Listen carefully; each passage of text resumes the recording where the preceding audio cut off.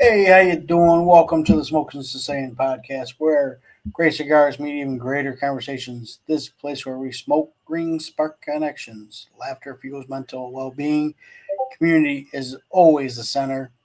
Each week we'll light up a cigar, dive into real talk about life, mental health, and celebrate the people who make this culture unforgettable. So grab your favorite cigar, settle in, let's fire up some good vibes together because here it's more than smoke, it's family. So, again, with the title of tonight's episode, we are talking about cigar smoking for beginners, trying to help others out with the whole getting new to the experience. Whether it be you start off with a sweet, mild one, or you go swinging for the fences and go for the dark, heavy ones. All depends on your palate and going from there. Tonight, I am going to be enjoying a Los Status Deluxe Maduro Robusto or Mad Robusto. So, with that, obviously, you got the cap, you got to cut it so you can smoke it. Me, I like my V cuts. Valor Cigar Company makes excellent V cut. They also make your straight cut. So, just pop that button. As you can see, clean smoke or cut, sorry, right through the cap there. And as always, you have for a cigar, you have the outside is the wrapper, the second layer is the binder, and right here, that's your filler of all different tobaccos that are blended together to make a cigar. Um, and so, without further wait, got a new torch lighter from the Cigar Vault of Oakdale, or Cigar Vault in PA. Check them out. They have a great selection, affordable prices. So starting out, two, you don't put it right in your mouth and light up. Put it on an angle just to heat it up, toast it. Moving that cigar around just to get the heat moving. And you want it only on the end because that will alter the flavor of your cigar.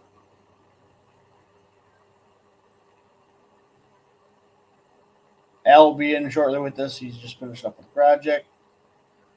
So again, lighten it up. So you got a nice start. And if you need to top it off, once you got that nice little amber going, burn.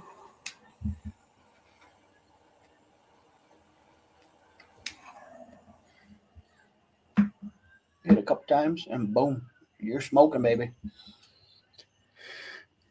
Um, as I stated before, you have different blends of different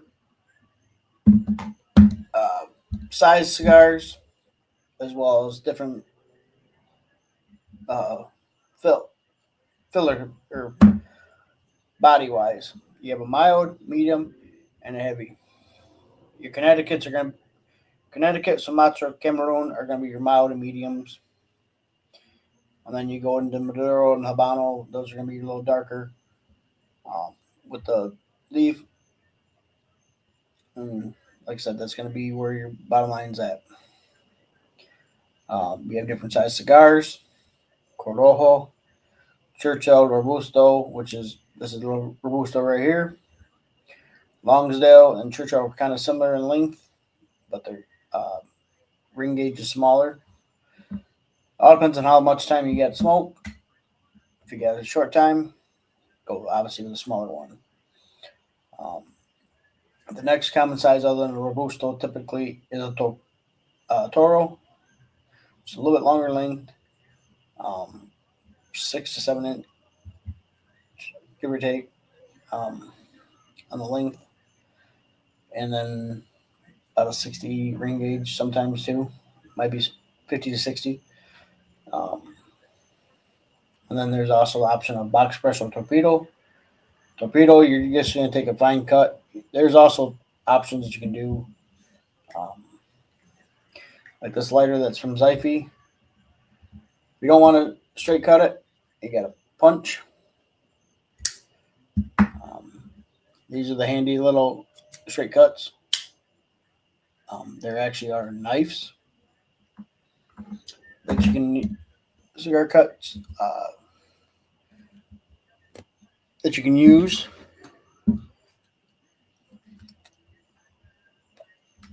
My buddy Rob over at Three Knives on Instagram, he is a good connection to get in with. To if you want a good, he's got 3 different sizes. He calls it the uh, mama cut, baby cut, and daddy cut. Like I said, it's X triple I underscore knives underscore on Instagram. Check him out. He'll hook you up with the cut like that. In the description, I also have, because some cigars, you go take a puff,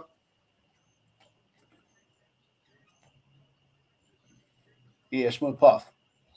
Others may be tighter than others. In the description, I have this little handy dandy tool. This is a true draw. What you'll do, take that poker, put it right down the cigar where you cut, and stick it in, and then pull back out, and you'll pull any tobacco that might be um, clogged in there. On the other end, nub holder. With that nub holder, that's when you're getting down to the nitty gritty, and you need assistance with it.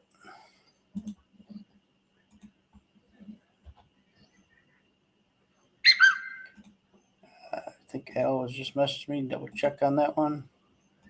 Oh no, that was my good brother.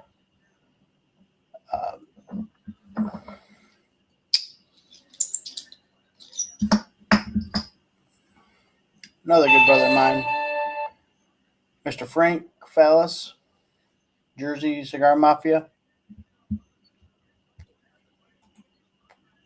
He's another good one to talk to. He's a strong supporter of PTSD awareness, mental health. Again, that is his patch for suicidal prevention, especially this month. Get your hands on those. Message him, Jersey Cigar Mafia, on Instagram.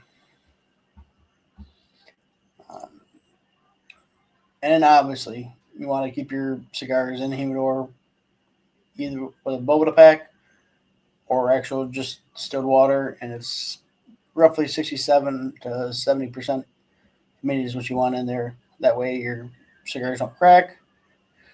They keep together the good moisture and humidity, and that way you don't have any issues to when you, like I said, you light up.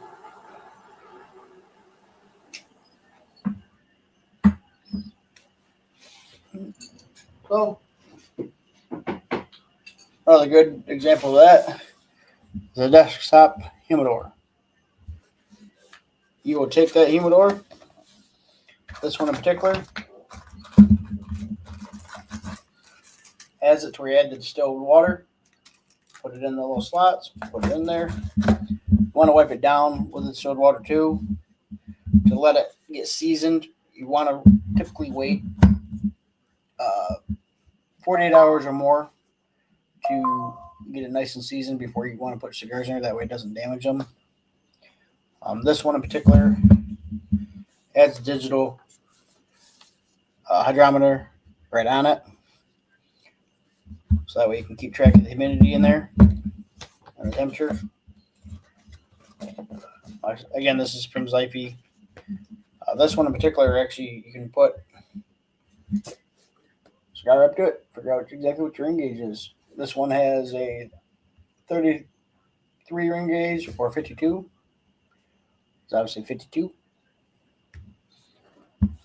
This nice one too.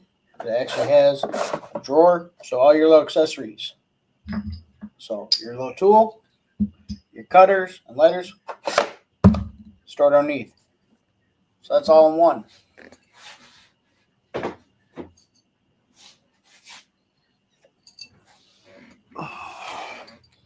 Another great product from Zyfe. Travel humidor. This one haven't used lately, but can hold 6 cigars. It's got a holder for a cigar or lighter, and then hydrometer right there. And as I've said before, I am a rep for Silent Hero and Hazy Cigars. Check them out, both veteran-owned companies, owned and operated. And again, Cigar Vault Oakdale, great place to get some cigars online if you aren't able to find some that at the brick and mortars. This actually came today from the dividends box they do every month. I'm getting the ashtray, straight cut lighter. This lighter actually has a couple features. It's got the punch. Except you take that end of the cigar, pop it loose, and then it also has that true draw tool, so that way you make sure that you have your cigars working great for you.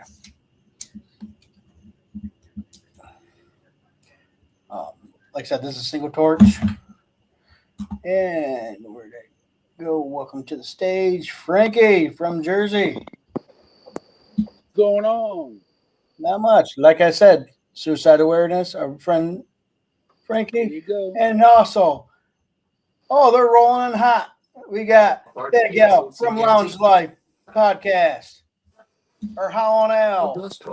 Built to last. What's going on, guys? How are you? I'm well. How are you, Frank? Fantastic. The plumber, aka Oh, I'm sorry. Al. I don't have my glasses on. Al the plumber. Frankie rocking that room 101, Johnny Tobacconaut. There we go. I gotcha. What up, Wolfie Gosley? All right, now we got a party going on here. For sure. Let me shed some light on the situation. Yeah, I had to wait. It's raining There here, we so go. I had to wait till it slowed down a little bit to get outside under my umbrella. What's that? I said I had to wait a little bit. It's raining here. I had to wait for it to slow down so I can get outside under my umbrella. Okay. Oh, definitely can see you now, Al. Yeah, I had to get the light going. So I've kind of done a rundown of some of the stuff of like the wrapper binder filler, my medium blends of cigars already, some accessories that you want to use. Like I said, I got this one. I actually have the description in the chat in the link below with the True Dog tool and the nub holder.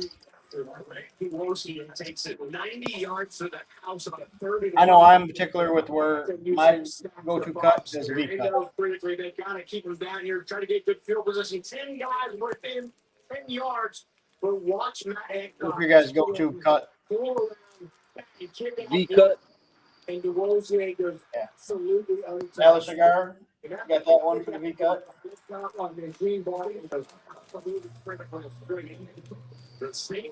Well, my band came off in the cello, but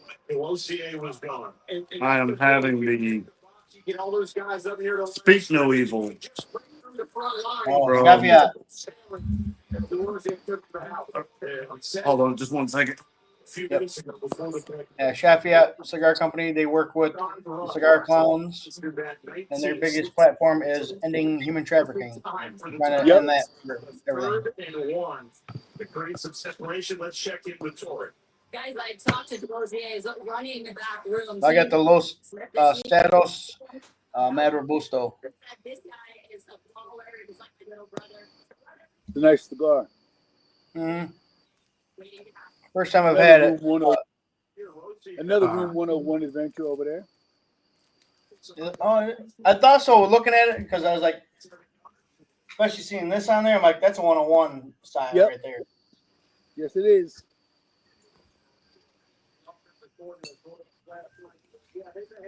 Yeah, it's always hit or miss with the cello where they pull. It depends on how close that band is on that cigar. Yeah. Well, the good thing is it didn't mess up the cigar. So That's what matters. That's a lot of yep, times I feel like they do put the bands on too tight with that glue that they use. It will yep, stick to it and they'll peel parts of the cigar off. most definitely, and it does have a pigtail, Okay. but I'm using Valor Another cigar valid cutter. cutter. Straight cut. Here we are. We're going Beautiful. all valor tonight. I got my special dog zinc Valor cutter. Very That is nice. that is a They labeled the beautiful. dog on there for us. Yes. Chris is a great person. Like I said, veteran-owned company, gives back towards veterans. Well, and we actually mentioned that on the episode of Lounge Life when they were sending proceeds over to you guys. Yeah, Oh, really? $300 he raised for us. It was a good job. That's awesome. I know I haven't seen him lately on Discord and that, but I know he's busy flying.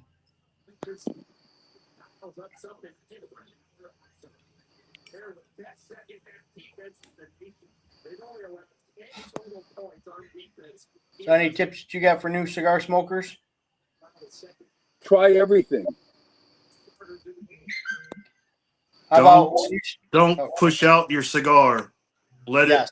it die a In the honorable ashtray. death. Yep. Don't lick them. I had a cousin do that. I'm like, what the hell are you doing? He's like, you gotta make sure it's all moist. Look at all. I'm like, I've never seen anyone lick a damn cigar, and I'm like, I you'll mean, never catch me doing it. I've seen people lick the end of the cigar, then use a shop cutter or ask you to borrow your cutter, and don't don't do that. Absolutely not. You're barking up the wrong tree.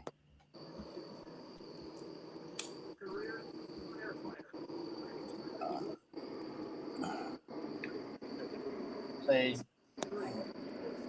what was your first cigar? Was it a mild or medium or heavy? Mine was it was mild. It was, I don't know. It was in.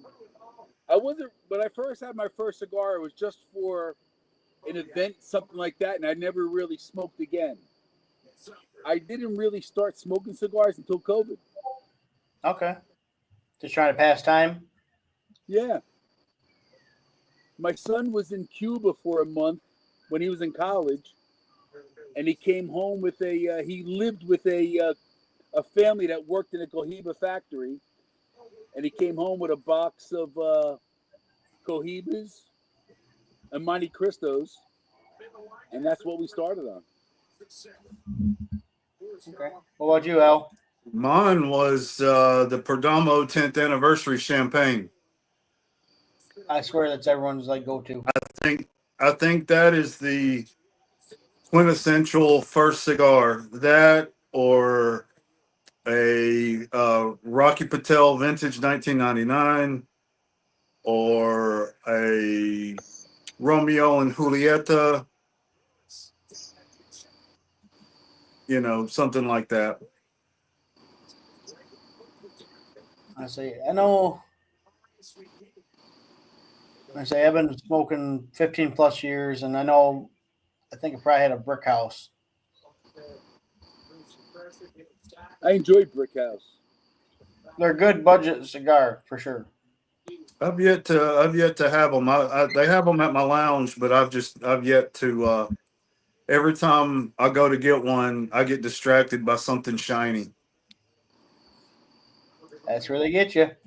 Yeah. We have an event Wednesday night, uh, and we have Bobby Newman from JC Newman flying in for the event Wednesday next week. Wonderful. Fantastic.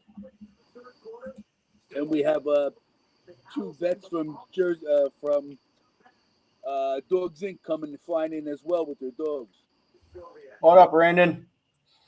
Brandon's a newer smoker himself. There, he's got a little over a year and a half, I think, underneath his belt, but he's not held back at all.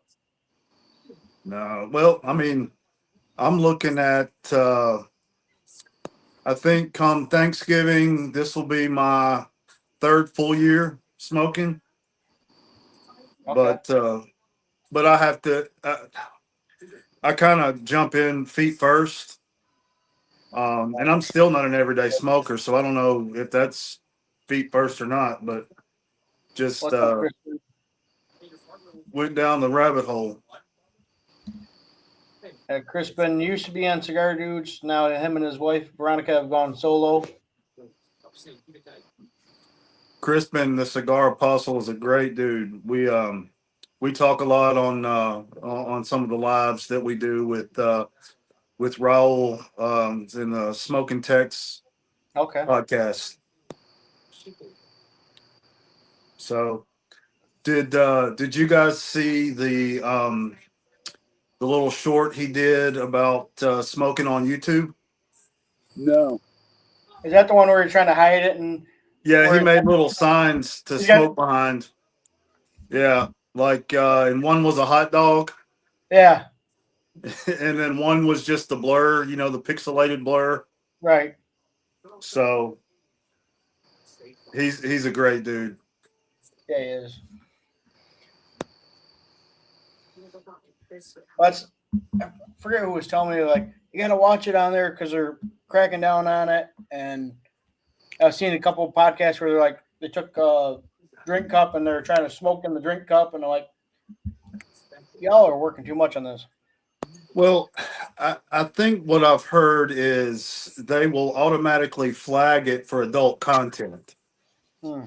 So most of our audience is adults anyway, Right. or at least age wise. Yeah, a lot of times I think there's a setting on you can put like a 18 and up or something like that. Yeah. That's basically the only uh, thing you really got to do on there. I feel like. But yeah, Crispin's video definitely was entertaining. Yeah. He's always got good stuff. Um,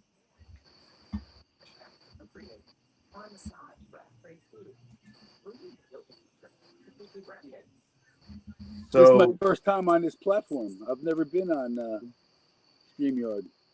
No, see, I feel like it's worked pretty good for the most part for me. What platform are you used to being on? I just do Zooms and Instagrams. Okay, Instagram lives, that's it. Discord. yeah. Um, we've been strictly StreamYard on the Lounge Life. Now, my first two episodes that are audio only, I did those on Riverside. Um, that's the other one, Riverside. and I think I don't want to disparage Riverside, but I think there's been people that's had some issues lately with them.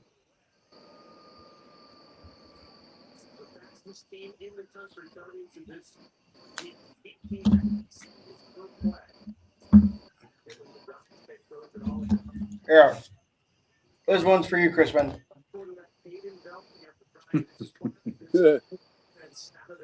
There you go. Here you go. This one. Here, we'll do Yeah, it that's this the other way. one, hiding behind a mic or trying to hide it off camera. Now go here.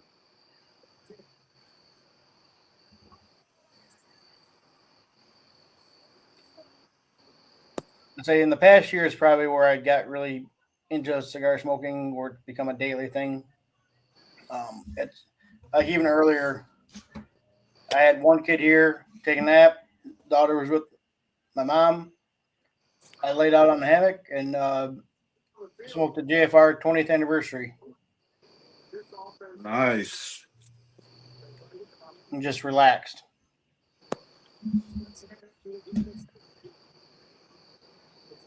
But I've definitely shifted more towards the craft boutique cigars more than the legacy ones. I will say that. Yeah, there's so many good ones out there that you don't have to get caught up in the names of cigars to think you're getting something good. Mm-hmm. You don't have to spend a lot of money either. There's a lot of boutique and stuff out there that people just don't know of it, so they don't trust it or think about it. Right. Like I said, that quite Al, if you're trying to say something. No, I was just moving. I was just moving. You go ahead. I would say, like myself, obviously, we all know Hayes Graves and Silent Hero. Rep for both of them, both veteran owned, both bangers of cigars. And then obviously, Frankie's got a close connection with Bryce because of number 88 is in honor of Yep. his brother that took his Absolutely. life, fallen Jersey officer. And I know that hit you close this week too, Frankie. Yeah, Friday was a tough one. Yeah. Because it was it last year of May? It was a year ago this past May, so it was 1 year already. Yeah. On the anniversary, the exact day, on May 9th of this year, I ran an event to raise money because I wanted to change the narrative of the day to something positive instead Right. of something negative. So each year I'm going to run an event on the day of just to keep it positive and make something good come out of it. Absolutely. Well, it's even like how I did a September 11th one, and I actually have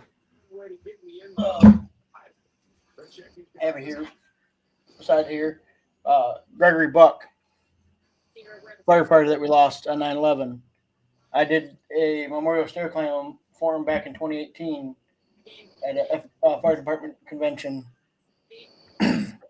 So, like I said, is I gave a backstory about him when we did the podcast, and just kind of put him on the spotlight of how what his backstory before that tragedy happened, and how it was down to the bare wires when he perished.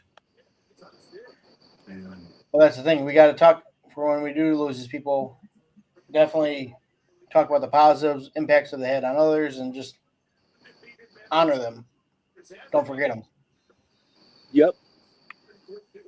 Most definitely. And I think Adam Levine from LFOB has Still got to said, try, huh?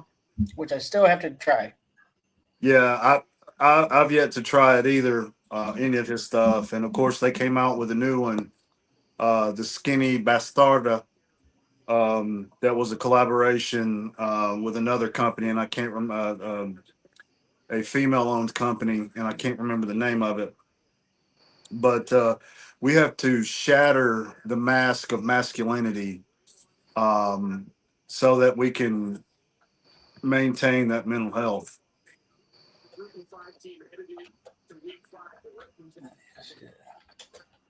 Let me see if I can figure out who they collaborated with.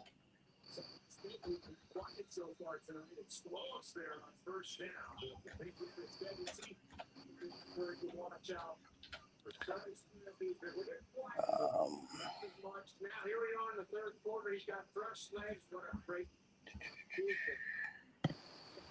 well, that's a very feminine look to it with at least the band with the purple on there. You know, Um, the box that it uh, comes in kind of looks Quest, like the Quest, lipstick box. yeah, Quesadilla Cigars, Raquel and Patricia Quesadilla Yeah. are the ones that collaborated with them. But the nice thing about going back to just League of Fat Bastards themselves is that they do 40% of their sales goes back towards men's mental health. Yes. And I've already And addressed that numerous times on here. I will always talk about mental health on here because that is a very strong topic. I literally just got done with the training for work, and we were talking about mental health. I'm like, it's so much.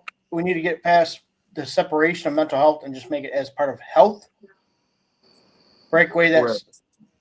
barrier, so it's not mental health; it's health. Yeah. Do self care, things that need like whatever makes you happy. Going to the grocery store, cutting grass, lighting a cigar, conversating with fellow brothers and sisters of Leaf. Most definitely. Yeah, I don't. I mean, only I wasn't a police officer. I wasn't a veteran. I never served.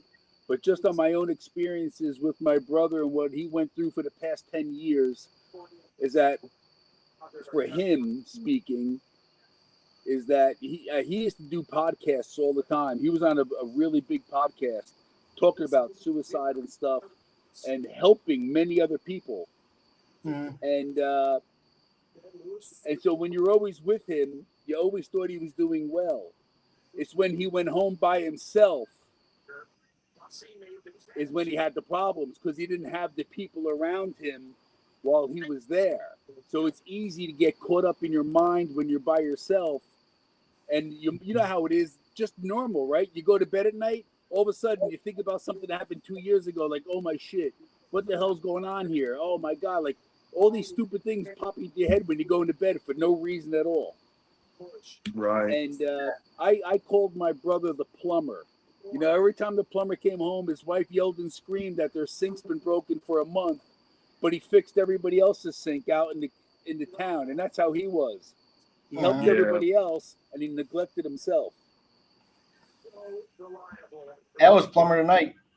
That's right. That's right. You That's got why to he make was sure. so late getting on here. Yeah, you got to make sure the toilet's going. Yep. But I'm in pest control, so when my wife gets on to me because there's ants at the cat food or a spider, I always tell her the cobbler's children have no shoes. Yep. So by the time but that's important because um, we're both caregivers in a sense. So, but a lot of times there's nobody there to take care of the caregiver. Yeah. Right. And I So, always used to tell my brother because, you know, like you were saying before about the masculinity and stuff, you know, men are raised to be supporters of the family, to be strong, you know, to not be afraid of anything, you know, your kid's hero.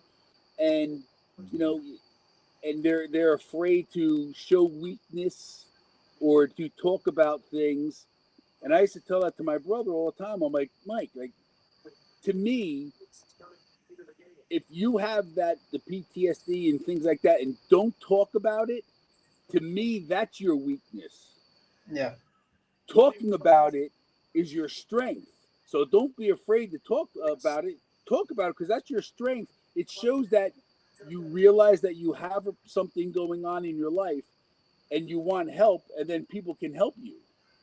If you don't talk about it, it doesn't do anyone good. You just Right. sit there and you languish in your thoughts all the time. So to me, that's the weakness. The strength is to it's a strength to talk about it and not keep it inside. And that's just what I try to. Like I said, that's my own personal view. For others, I don't know, but that's how I try to, you know, to explain it to him and to others to get it out, talk. Absolutely. Like I said, bring it to the forefront rather than let it build and build and build to where you get to the point where it's getting eating you up so much you either go off on those you love or go the over the deep end and Well, he take. wound up getting divorced. He got divorced during all of this when it happened. You know, then the life just starts to spiral, and then you let it get out of control. Yeah, because you're not the same person that you were when you first got together with them, and they notice that. I still get that reminded to me on a daily basis. I'm like, you're an asshole. Like, it's because of the shit I've experienced. It's modified who I was originally. Yes, I still have my compassionate side of me, but unfortunately, I've seen a lot of bad more than good out of people too. most definitely. And, um, you know, I've probably shared this with you, Greg. My wife and I lost a child, and he was two months old. So that that is one of my issues of PTSD. Um, there's, but at the same time, that was something that we both grieved in different ways. Right. Um, and unfortunately, because I grieved different than her, or more differently than her, she did not get to grieve the way that she would have wanted. Hmm. I understand that. I do that for a living. I do grief counseling and stuff as well. So I understand all of that. Yeah, you froze on us.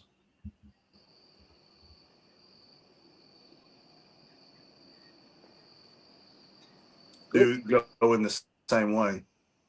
What's that? Oh, we must have cut out. Yeah, you Yeah, you're froze.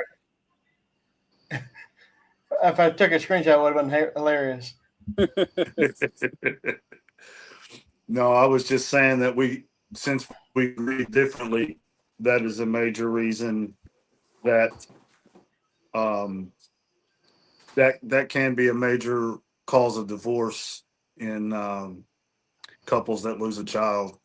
And Yeah, I say we've gone through miscarriages, so I know 100% with that too. absolutely, It's absolutely. heck, And we that's the watch. other thing too, Al. Since you brought that up, is that people have to understand you don't have to be a first responder or a veteran to suffer from PTSD. That's another misnomer. You could be in a bad car accident. You can Yep. have the unfortunate situation that you had and suffer Hmm. from it. And people won't think it's PTSD because it's not associated with police or firemen or Or EMT EMT, or yeah, war. They Yeah. won't. They'll say, "Oh no, it's not that. It was. It's not that. It could be anything." Absolutely. Let's. absolutely. We were watching. Was it season? I think we're on season 4 of 911, and like back to back freaking episodes. I got emotional because of different triggers for like I said, car accident, drunk drivers. I've been hit a drunk driver. Obviously, I'm still here to this day at 10:10, 11:20 at night. Got hit by a drunk driver, so it still lingers on my head. And then just like going through loss of loved one affected both of us a little bit, but more my wife because it was like where you I saw it, but my wife also saw the like the decline in the human being in that too. Like those traumatic events that you go through. When I was in that class, like I said this past week, even like with kids, because we got the 2 adoptive foster kids, we don't know what type of Hmm. environment they're in before. They have traumas that they're exposed to, and it affects any age, Yeah. any any race, uh, gender, or whatever case may be. Don't significant tie it to just they can only have it. Everyone Yep. can have it. Right. It's Most just. It was definitely. just last night. It's ever ingrained in my mind, in my head, the night that I got the phone call when this happened to my brother. And last night I was sleeping and I heard a phone ring and I jumped out of bed like it happened all over again. And it was my phone wasn't ringing. It was just in Muscle my memory head, mode. dreaming it or whatever. And I jumped up sweating like it happened all over again. And I was like, my phone's not even ringing. And I put it back down and I laid there. It just never, you just got to learn to deal with it. You can't, it's never going to go away, but you got to learn to. And what helps too is to have, if you're married or have a significant other, or girlfriend, or just good friends, that they understand what it is, so they know what's going on. You lose Al. Oh, he's out. Must have had a bad connection. I'll add him back in when he does an invite or whatever. There we go. Sorry about that. All good. Lose connection on us. Yeah, yeah. All good, brother. Like I said, I was ready. My fingers on the mouse, ready to click you back in. Appreciate it. Yep. But yeah, it's like you said, it's it's everybody walking around, and we all have some type of trauma. And of course, we're taught as men, push it down, nobody cares. Um, keep going, keep pushing. Granted, our responsibilities don't change; the world keeps going. Yep. But Yeah. that's why we need forums like this, and um, like the cigar lounge, to have those real conversations that and we're accustomed to going, hey, how you doing? I'm good. I'm good. Everything's going good. And it's not, Right. you know, You it's put up a not. wall at first, especially when you're going in a lounge you've never been into. You don't know what those type of are, Yes. but it's okay. It's when you do that, it's better to you to sit back. First off, buy a damn cigar at the lounge. You can bring your own, but buy a damn cigar at the lounge. Yes. Sit down, listen to the conversation, and if they direct you in, or you want to give input, I'm like, hey, and if they don't respond back, so be it. But at least you made an attempt. Yep. For sure. Well, walking into a lounge, and I used to I used to go pick up my sticks from the lounge and go home, smoke on the patio or, on the back porch or whatever.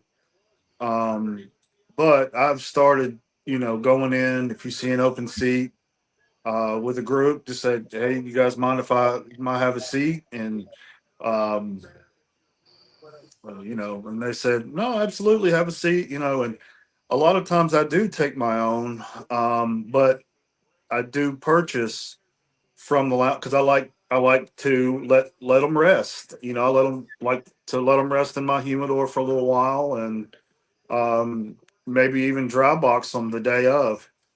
But you know, that's if these lounges are providing us a comfortable place to enjoy a smoke. Um, we got to patronize them. We got to help them keep the lights on, and but but yeah. Um, we at the Lounge Life did an episode on um, lounge etiquette, and that was one. And just the biggest thing is just be cool. Just go with the flow. Um, Usually, religion and politics are two things that you don't start off with. No.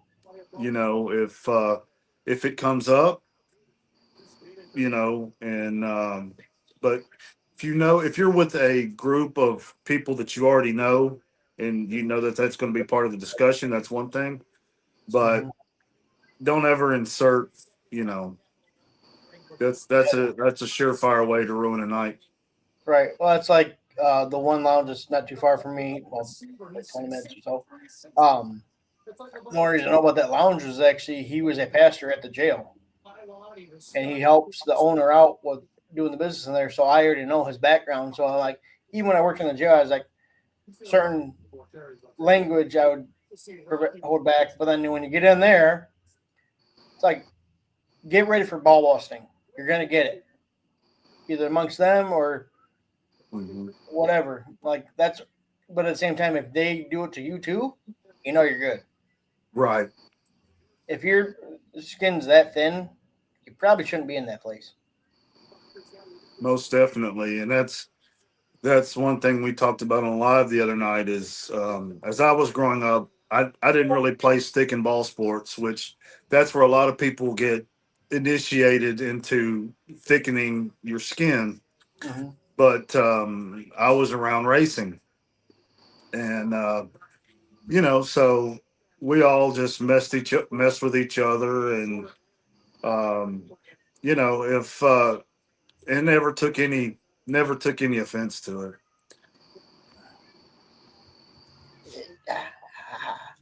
But you Yes. don't but you Same don't thing. just roll into a place and start giving everybody the business when you don't know No. them. Yes, but I've luckily when I've gone to the ones in the local area, I know someone at least in there, so I can conversate with them. Yeah. But I've gone in a few times where it's like, okay, I'm just sit here and my smoke a cigar and then wait for my time. Because 9 times out of 10, they got some type of sporting event on anyways. Yeah. Or even a movie sometimes, or like, hey, we're about to play, like, obviously you guys aren't in Michigan. We have a card game called Euchre. Want to play some Okay. Euchre? Want to play some poker? Poker, I haven't played it in years, so I'm not touching that shit. Euchre, it had been a while, and the last time I played, I wound up winning. I'm like, that. Oh yeah. Yeah. Well, To me, the cigar is the greatest equalizer. You can go into a room in your lounge, like you're saying, and you can sit next to, it doesn't matter, race, religion, whatever. You hold the cigar there, and everyone just hangs out and talks. Yeah. Like I always say, whenever I go on these talks and we go there, like, if more people in the world smoke cigars, we wouldn't have as many problems. Mm-hmm. Because you can talk. You don't argue, you talk. And the only Right. arguing there is like if you're breaking balls, and you're going back and forth, and then it gets to be a little heat or whatever. But I've never been in a lounge where arguments broke out. There may be disagreements, but you talk it out. Right. And yeah. that's the problem we have in today's society. That's I'm gonna go off with Kurt. That's what he tried doing. He legitimately tried having conversations. Yes, I only saw snippets of his stuff from time to time, but when I saw it, it was a little bit of education, but also hearing both sides of the stance and then talking about it and then going out their day. Not, well, I don't agree with you still, and I'm going to do this to you. Yeah. When we were all growing up, I'm sure we're of similar ages and within a few years back and forth, but we could have a fist fight on Friday after school. Saturday morning we're playing football in the neighbor's yard. You know Yeah, what I mean? yeah. You having your best friends. It's just It, that's life. exactly. And it seems nowadays if two people disagree, one has to destroy the other so they can't be left to spout their wrongness. All right. And it's just and again just a recent event, um Charlie Kirk. Yeah. And then you've got people mocking and denigrating and celebrating his death. That's a human being, regardless of what your political beliefs are. He's a father, he's a husband, he's a brother, he's a son, he's a human being. and Yeah, and and that no yesterday, today, about that one that's running here for Congress or whatever here in Michigan on Instagram, L. Yep. That's my exactly where I stand too. I'm like, don't make a mockery out of this No. because she's like, whoa, well, MAGA had this, but nothing happened to us. I'm like, technically, y'all have had violence happen to you, to where you literally had a senator killed and her husband. So Hmm. it happens on both sides of the spectrum. Oh, for sure. And the speaker of the house at the time, her husband was attacked in their home. Yeah, Nobody celebrated that. no, So, I mean, it's just, we're all human beings. And that's the beautiful thing about this. This is what we have in common. mm-hmm. This brings us together. Like Frank was saying, you could sit down in a lounge and you could sit next to a Fortune 500 company CEO or a garbage man. Absolutely, Josephus. Yeah, And there's not there's off the sometimes wall comment from you tonight. So I appreciate you having a good comment on that one. Because I know in you my can be there my like, what local the hell? my local lounge here, when I go in there now, this is before I had my beard and before I had a tattoo. I got one when my brother passed, and you see all different types of people there that I might not have associated with on the outside Mm-hmm. for whatever reason. Like you don't look like you have something in common or whatever, and it's there. Your preconceived notions when you see someone sometimes, and it's there. But when you're sitting down and you can talk, they're some of the greatest people I ever met in my life. And I never Most would have definitely. had that conversation if I never picked up the cigar and sat down and spoke with them and got to know them and see what it's like instead of judging books by covers or doing something. Exactly. That's something that I grew up with from my grandpa. That never judge a book by a cover. You never know what those people are dealing with at that time. A good piggyback into the suicide part. Look at Robin Williams. Exactly. Never knew all that comedy and all that stuff. You didn't know what was going on in his head. Well, Yep. and I've heard it said that people, the most unhappy people, spread the most happiness Hmm. because they know what it feels like to be unhappy, and they don't want other people to feel that way. That's a lot of comedians are that way. A lot of them have issues, and their laughter makes people happy and it makes them feel good to them, what I mean, that they're doing good, just like we were saying, when you're helping others but you neglect yourself and you Yeah. make it feel like you're doing something good, and you are, but it's not making you good. Right.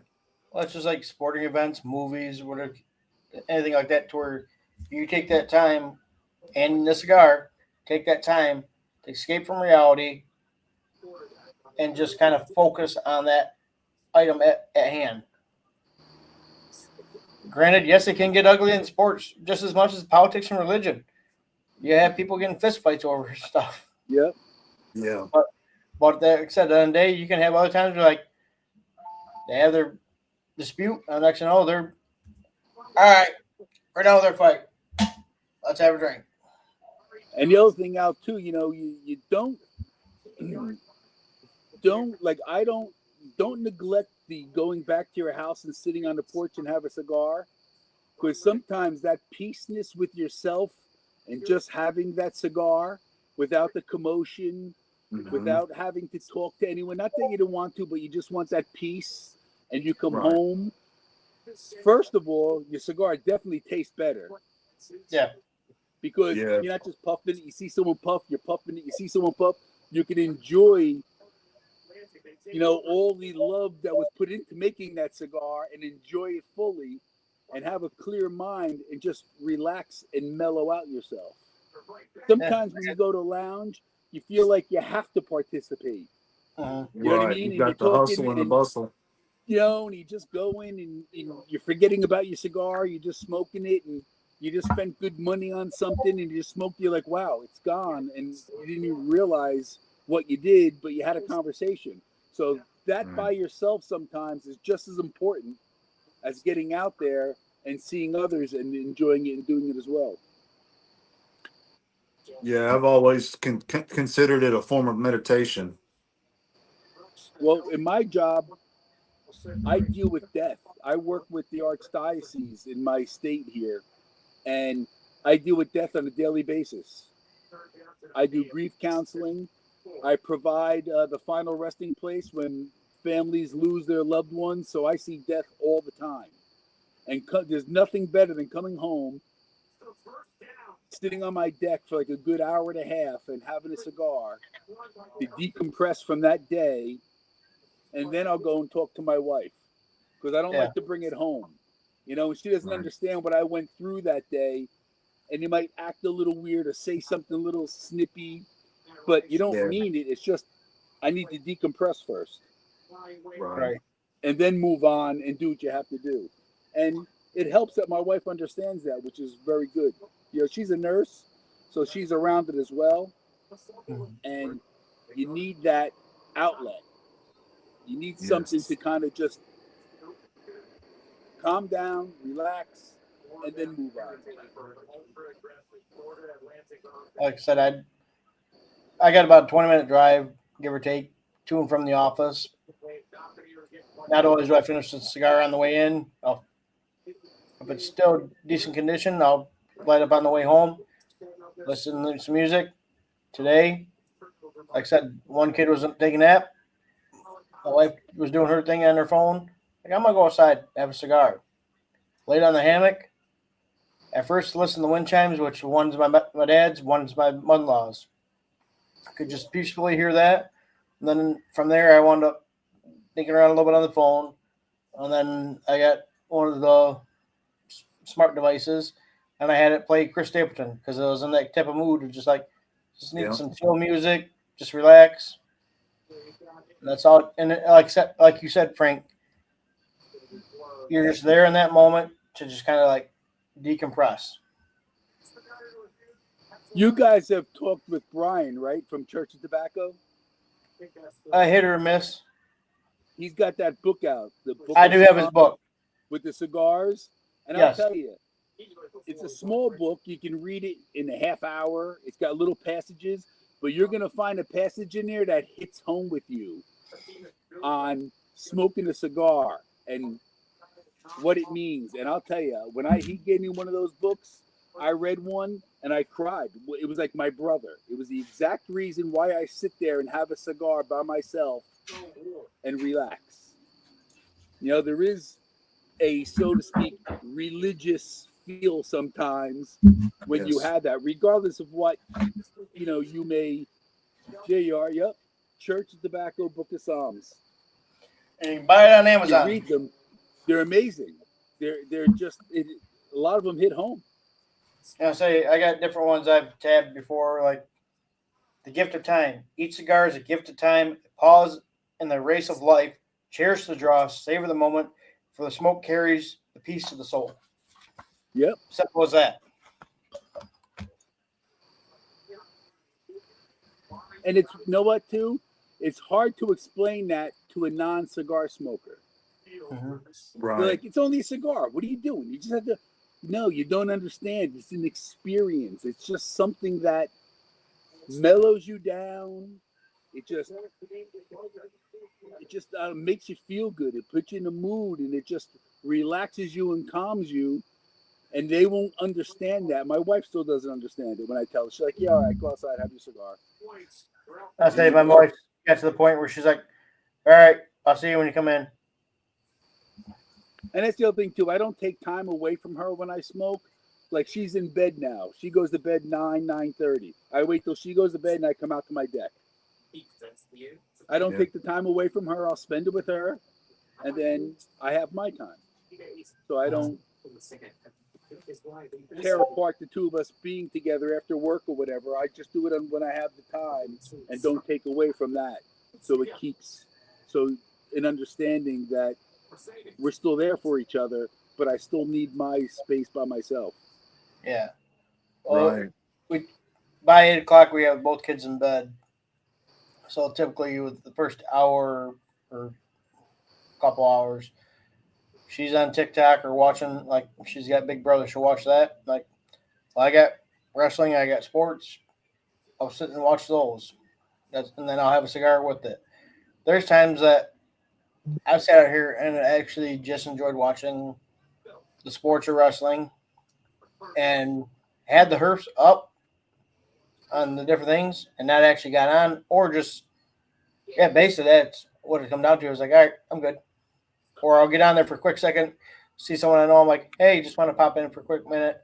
About to go in, but I just want to say hi.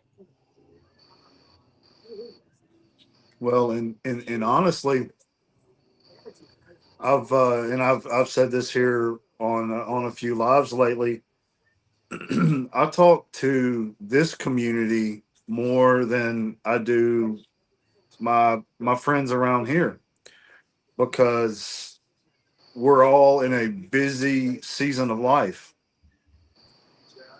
and you know, a lot of my local friends don't smoke, and I've got one that does, but he's an architect. He stays busy with meetings and events, and he's been traveling a lot this year. So you know, but I talk to people across the country. I'm here in North Mississippi. Frank, you're there in Jersey. I'm in Greg, you're Michigan. there in Michigan. So, I mean, we have thousands of miles between us, but it's like we're sitting in the same place. Yeah. Yeah.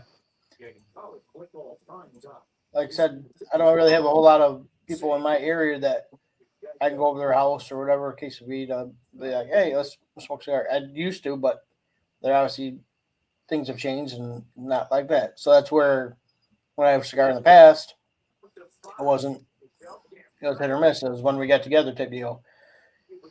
Um, and then the past year, it's been like I said, typically here online. Yeah. A funny So if I story. do go to a Talking, lounge, it's a different story where I'm like, all right, be there a couple hours and then dip out. talking about in the lounge. I was into my lounge last year sometime, and I sit down. There's a gentleman sitting in the chair next to me. I said, "Anyone sitting here?" He's like, "No, sit down." So we sit down, light the cigar. We start talking. Hey, how you doing? Good, good. Your name, my name. What are you smoking? And we're just BSing. And he's like, "You have any plans for the weekend?" And I'm like, "Yeah." I said, "I can't wait. Friday night, I'm going to this restaurant near us here. It's called Blue Ale House." I said, "I can't wait to go. They have like 40 beers on tap. I love that they make egg rolls with avocados in it. These avocado egg rolls that are off the world. And I just want to go there with my wife, have a couple of drinks, pick on some food, and go home." And he goes, "You Right. really like it?" I go, "I love it. I can't wait to go." He goes, "I own the restaurant." Wow. Like, Nice. how weird is that? Yeah. You know what I mean? Like, you don't Absolutely. know who you're talking to. And I told him, I said, Absolutely. "You just got a non-contested testimonial because I didn't know Mhm. who you were. And it's a good thing I liked it because if I started saying something bad, I would have felt like shit." Well, and honestly, he could have said, "Well, tell you what, come back and give us a try again, and, Right. and we'll make sure you have a great experience." Yeah. And when I You went know, there, he had beers for us and he gave us a thing of egg rolls. Came over, nice. introduced himself to my wife, and I made a friend, just by going to the lounge and having a cigar and just hanging out. Oh, What do you? sorry, I'm What state? watching. I'm watching the Memphis Florida Atlantic game, and Memphis just scored so off a Well, 73-yard touchdown. hopefully in about 4 weeks they lose. Who have they got in 4 weeks? I don't know. I'm trying to look at the schedule now before I say something I don't know. Let me see here. I don't have that. That don't come up as an option for me for games. So I literally had the four screens where I had Alabama, Georgia, Penn State, and Oregon, Arizona, Iowa State. Well, October 18th is Florida Atlantic, and then the 25th is Memphis. I Back got to that's. I forgot you're a South Florida fan. Yeah, Or my son's the head strength coach for the football team. nice, Yeah. nice. Yep. Well, I hope it's a close game, but I hope Memphis wins by one. Well, speaking of Tigers, by the way, my Tigers clinched playoffs today. Yes. After they let the freaking Congratulations. Red Sox do it yesterday, you bastards. What's that? After you let the Red Sox do it to you yesterday. Dude, I don't know how the hell that self-destructed that. Other than they took Mize out, 8 freaking strikeouts. Shit, keep him in. But I know leading into today, if they didn't win, Screwball was going to pitch tomorrow. What up, cigar clowns? Who's that? Is that Ray? Might be Ray. That's another boutique company with Speaking great, of great popping balls, smokes. That's Ray.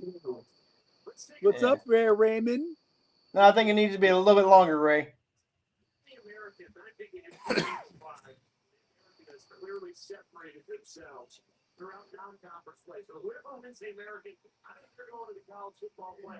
Yeah, Ray used to live near me for a little while. We used to meet up every Wednesday and smoke cigars together. Then he had to move away.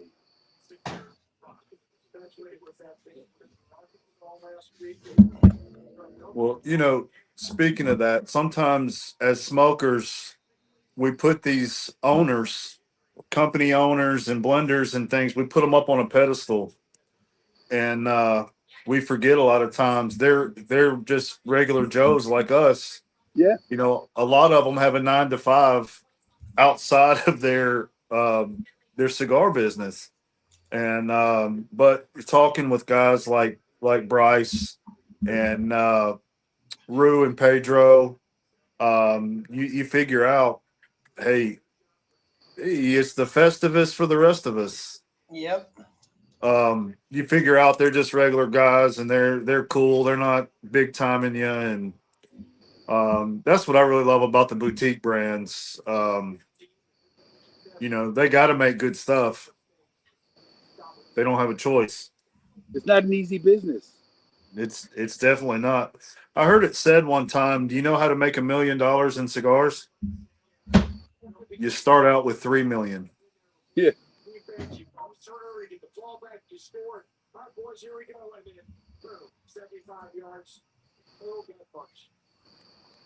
So Josephus wants to know about Candela. And Joe says maybe one day, and Ray says what? Nothing. Well, what does he want? What is Josephus? What do you want to know about Candela? I can tell you 3 spot on kick ass Candelas right now. I know one off the top of my head. Silent Yes, Hero. yes, The sir. Maverick from Silent Hero Cigars. That's one. And I'm going to tell you, don't sleep on Madre Tierra's Candela. Oh, that was a good one too. And I just smoked that about a week and a half ago. Jake Wyatt Oh, has a great Candela. and this, and we got the. So who's the one that says all between y'all? Who has the final say?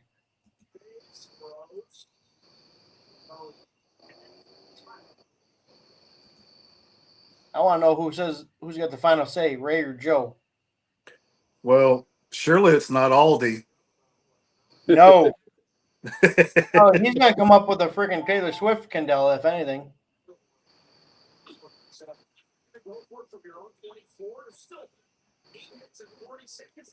I had a score the other day. I was down at a shop, and they had the Clown Aftermath cigar, That's a and good smoke. they were selling them only for $5. Wow. Wow. Did you buy every one they had? I I bought 5 of them. It's the only cash I had in my pocket. I bought 5 of them, and I took a picture of them. I sent them to Joe. He goes, "That's a score." I said, "No, I stole them." He goes, "What are you talking about?" I go, "He only sold them for $5 each." I haven't had an aftermath in a minute.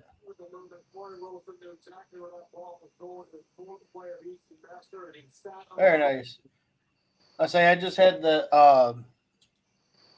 Gargalos Cartelos cigar that Blackbird's Jonas said helped blend. That was a good smoke. Well, I'm just now my buddy Rob sent me Rodeo Clown, King of Clowns, and Geppetto. So that was the first time because I don't see him here. Toro. Yeah, I checked Toro and Mardo. I think Mardo's got the Dancing Bear right now.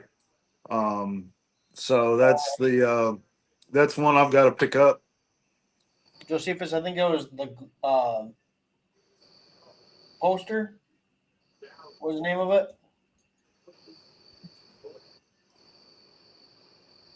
Yeah, the glitch is a Blackbird, right? Yeah, Blackbird's Glitch.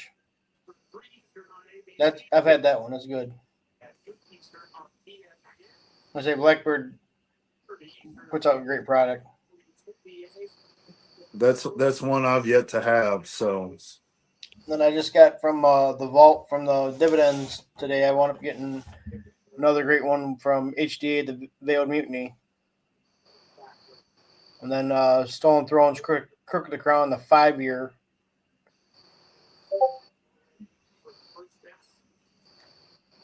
Got me a knuckle sandwich. The Warp Kodo, Black Label Lawless, and Cavalier Tres Delectus Maduro. Have you guys had any Assange Patel cigars? I have not. I've I always heard have. I've always heard positive things about it. I've yet to have any of it. I've heard the Um, garage one is Gas gas station. station sushi. yeah, I've got a couple of the gas station sushi, and I've got the was it the SP 1014? Yeah, he has the black and the red Yes, RS88. The Antra, if you like a Lancero, the Antra is fantastic. and I just recently had the Prodigal Son, Yeah, fabulous cigar. You know, a lot of these celebrity stuff is usually hit or miss, but that one, you know, with Rivas and I don't know if Sanj had anything to do with the cigar or is just yeah. a distributor, but No, he um, made the cigar. nice. It is a it is fantastic, fantastic. So the one that blew my mind was that Notorious from Conor McGregor. Somebody else I was listening to has had that lately. I think Raul had one not long ago, couple within the last couple of weeks.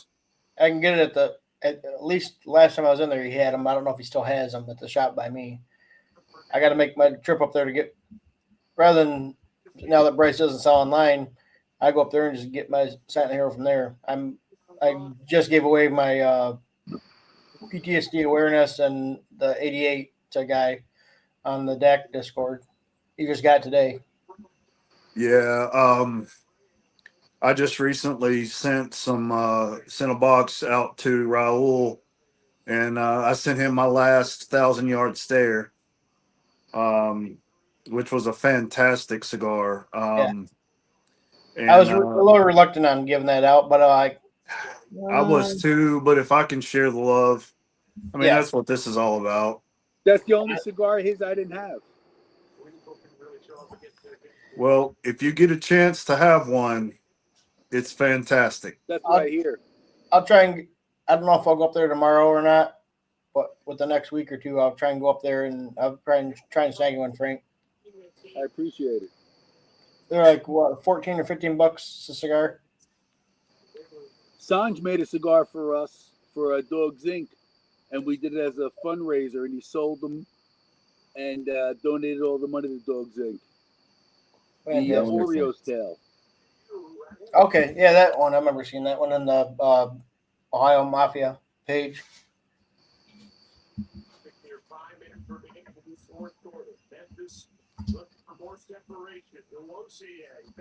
And Josephus hasn't had the 1,000 yard stare either. That sold out wicked fast online.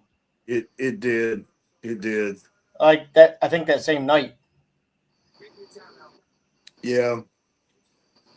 It's so weird. The algorithm on Instagram and Facebook has changed so much. There'll be sometimes I don't see half these people's posts.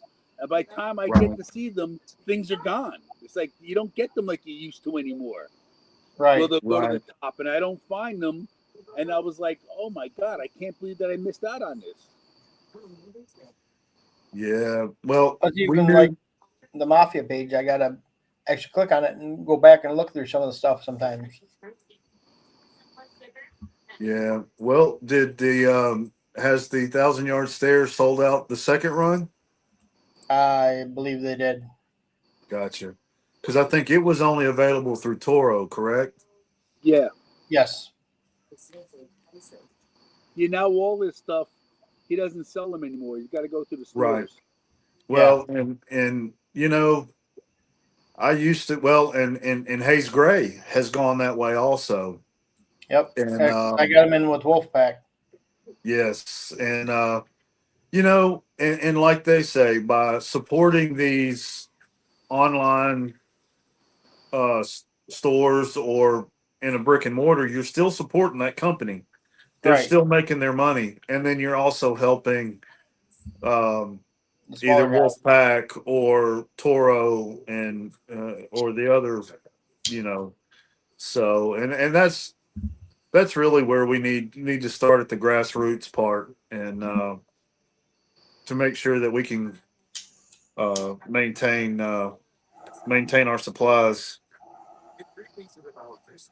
Another good tip for new cigar smokers: do not inhale and don't drink it with water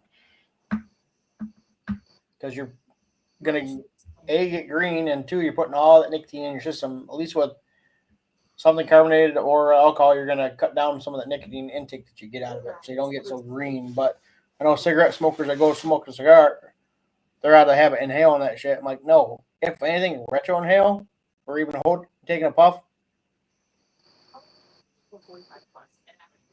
and slowly let it out, and you'll get the notes that you want. Especially if you Most don't know how to retro definitely. inhale. I I tried my did the, wife's vape earlier. I did that retro inhale. I'm like, oh, that was the stupidest mistake I did. Because all that chemical going in your mouth. 2 years ago. I was at Sanj's shop is my office for Jersey Cigar Mafia. So I was over there one day, and we had a cigar. It was just me and him. So he goes, "So how long you been smoking cigars for?" I said, "I don't know, about 4.5 years or so." And he goes, "How do you like the retro hail?" I go, "I never did it before." He goes, "So you told me you smoke cigars. That means you've never smoked a cigar before because you never retrohaled it." And he sat me there until I learned how to do it before I left. Yeah. It doesn't take too long. But like I said, even just letting it sit in your, sometimes if you can't do the retro, just let it sit in your mouth and slowly release it. You'll get more of the notes and everything that you see online and that for when you see, oh, well, how the hell did they get this? Like leather. It's not like someone's going around putting leather in your mouth, but that Yeah. dryness is where that leather comes in. Or the pepper, like salt, that's where you get that little burn in your nostrils and stuff. Yeah. Well, I still I've tried. Um, I still can't retro hell. I'm working on it, but um, Swallow at the same time. I trying to breathe. but I've also been told that if you hold the smoke in your mouth and kind of chew like you're chewing food, Mm-hmm. that will also open up And some sticking your tongue to the flavors. roof of your mouth and that we kind of push it out slowly. Hmm. Yeah, I'm not good at picking up notes. I know chocolate, coffee, obviously pepper, but Yeah. people will send me some cigars and then we'll talk. So what'd you think about it? I go, it was good. I enjoyed it. Well, Right. what'd you get out of it? I said, I don't know. I Tobacco. just know I like it. Yeah, Yeah. it tasted good. I don't know Let's what say it is. if you talk to Ish from Bamp Cigars, that's what he said. Like, there's no, you don't taste notes. You Oh, taste tobacco. And he Yeah. did a good tip of it. Take a puff,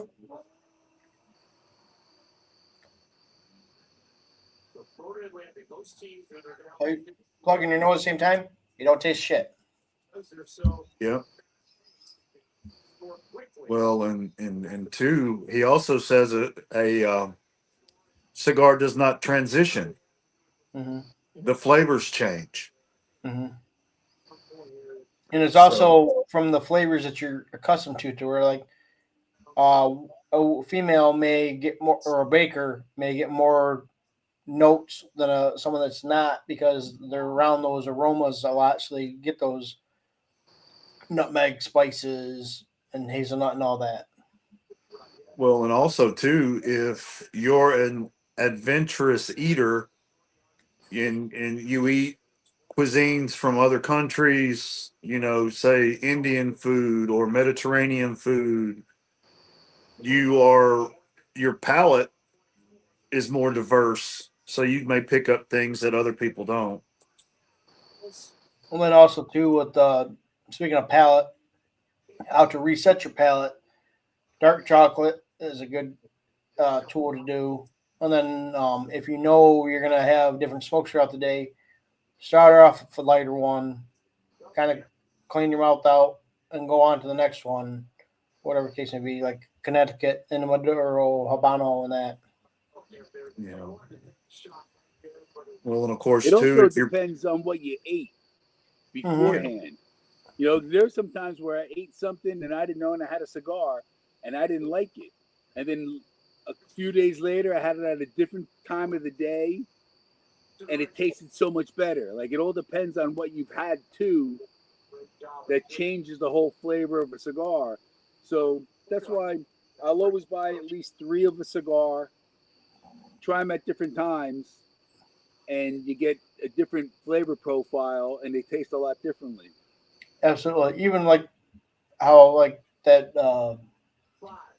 one that I was talking about that Jonas did.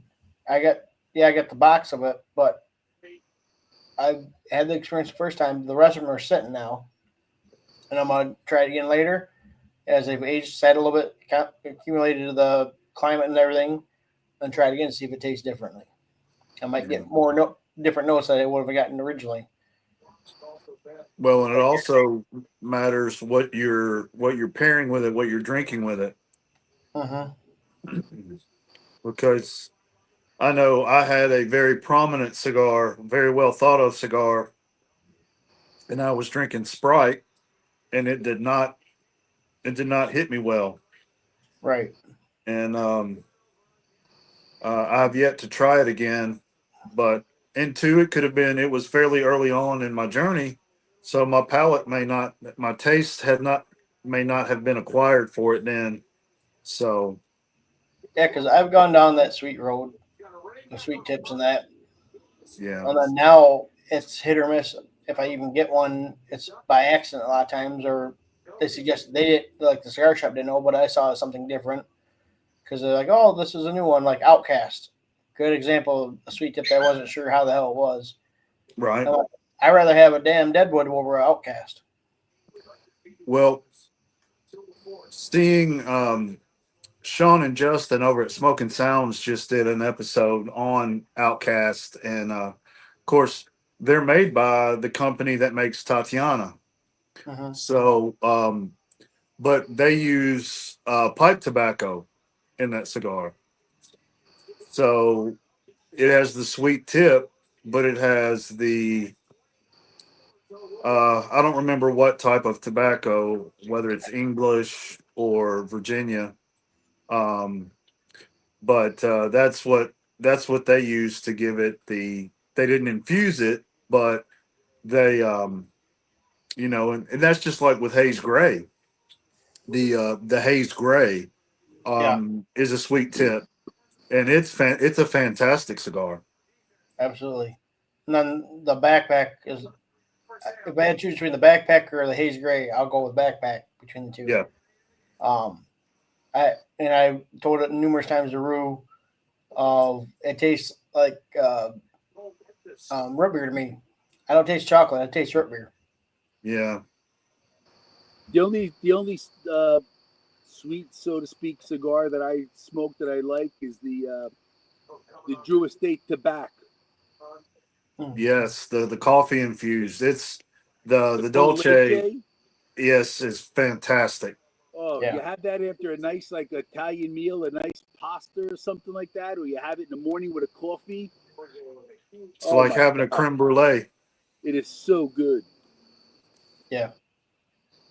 Well, and Uh, even the Maduro, it's like a coffee with cream. mm-hmm. Yeah, because when I first got the cigars from Hazy and I asked him like, what'd be a good one to start off with, like for evenings, like for a good evening smoke, for especially post dinner. That's what he said. The backpack would be good. It's like a dessert cigar is what you're having out of it. Yeah. Well, I'm not as big on Connecticut cigars anymore. Mm-hmm. Like I said, the first cigar I've ever had was a 10th anniversary champagne, and I'm afraid to have it again. I don't want to ruin the nostalgia of it. I say I had a But Connecticut earlier, and I'm like halfway through it. I'm like, nope, one in my burn pile. yeah. Just because it was like there's no transition or nothing like that. It just was like the burning sensation in the mouth. I'm like, it's not enjoyable. Yeah, and that's not to say it's not a good cigar. I mean, Right. it's, and I'll At least never this morning say it it's a didn't hit bad that cigar. spot. Because this morning it was like, nah. Granted, I kind of rushed on it anyways because I was cutting the grass and I knew the kids wanted to come out. I'm like, all right, let me smoke this fast. And then I'm like, all right, grab the other kid, let him come out. Now, I will say, like the blackened S84 being a light wrapper, Connecticut shade, but it also has the filler Mm-hmm. that kind of keeps the flavor, um, and a lot of people, and for the new cigar smokers, a lot of people judge cigars by the color of the wrapper, Which means and what shit. yeah, you can't really go by that because you can have a Charter Oak Maduro Love Charter Oak. and Yes. it's sweet and it's chocolate and um it's just fantastic. You could have a light wrapper Espinosa and it's going to blow your face off. Mm-hmm. Well, look at So the tabernacle, how dark that wrapper is. That's But it yes. smoking it it to the doesn't end. damn. Mhm. Say, I still got a little ways. Was that the 10th year anniversary or is that the just regular one? Just a regular one. I got a 10th year sitting behind me, and I've heard it's fantastic. But I've been trying to make sure I at least have a Crown Head or Room 101 because someone had gave me a bundle or like a few of the Room 101s. Like, damn, these are good. And then Crown Heads, I haven't had a single one I haven't liked. Just had the Tennessee Waltz the other night, and that was fantastic. Have you had the Jericho Hill yet? Yeah. Yes. And then Fantastic. another one I like is Fantastic. that Bulldozer. Yes, the I love Juarez. I mean, it's coffee, coffee, coffee, coffee. I haven't had the bulldozer. Um, my son has one up there in his humidor. Um, packs a little more punch than the regular Juarez. yeah. Um, and have you had the Belgian blue? Love it. Yes. That was one I was a little afraid of because everybody said it was heavy and strong, and um, I thought it was very, very, very balanced. It was definitely full body. Um, but I thoroughly enjoyed it. Well, that's like the blood medicine I had the first time. It was like no, but I want to trying it again, and the second time trying it was tasting better to me than the first experience. Like we've already said before, try it once, try it again. That way you don't write it off. Exactly. Granted, there are some that you write it off right automatically. I forget which one I had. It was like the Sun of a Legacy one, and I can't remember what it was. Luckily, I have my little notebook here, so I can always look back at this. We're like, nope, never again. Oh, I know the other problem I had with that Outcast was the construction was poor on it. That one, but it was right out of the box. Yeah. So that was the problem with that. Well, I picked up one. I haven't smoked it yet, but I'm letting it. I'm kind of letting it rest.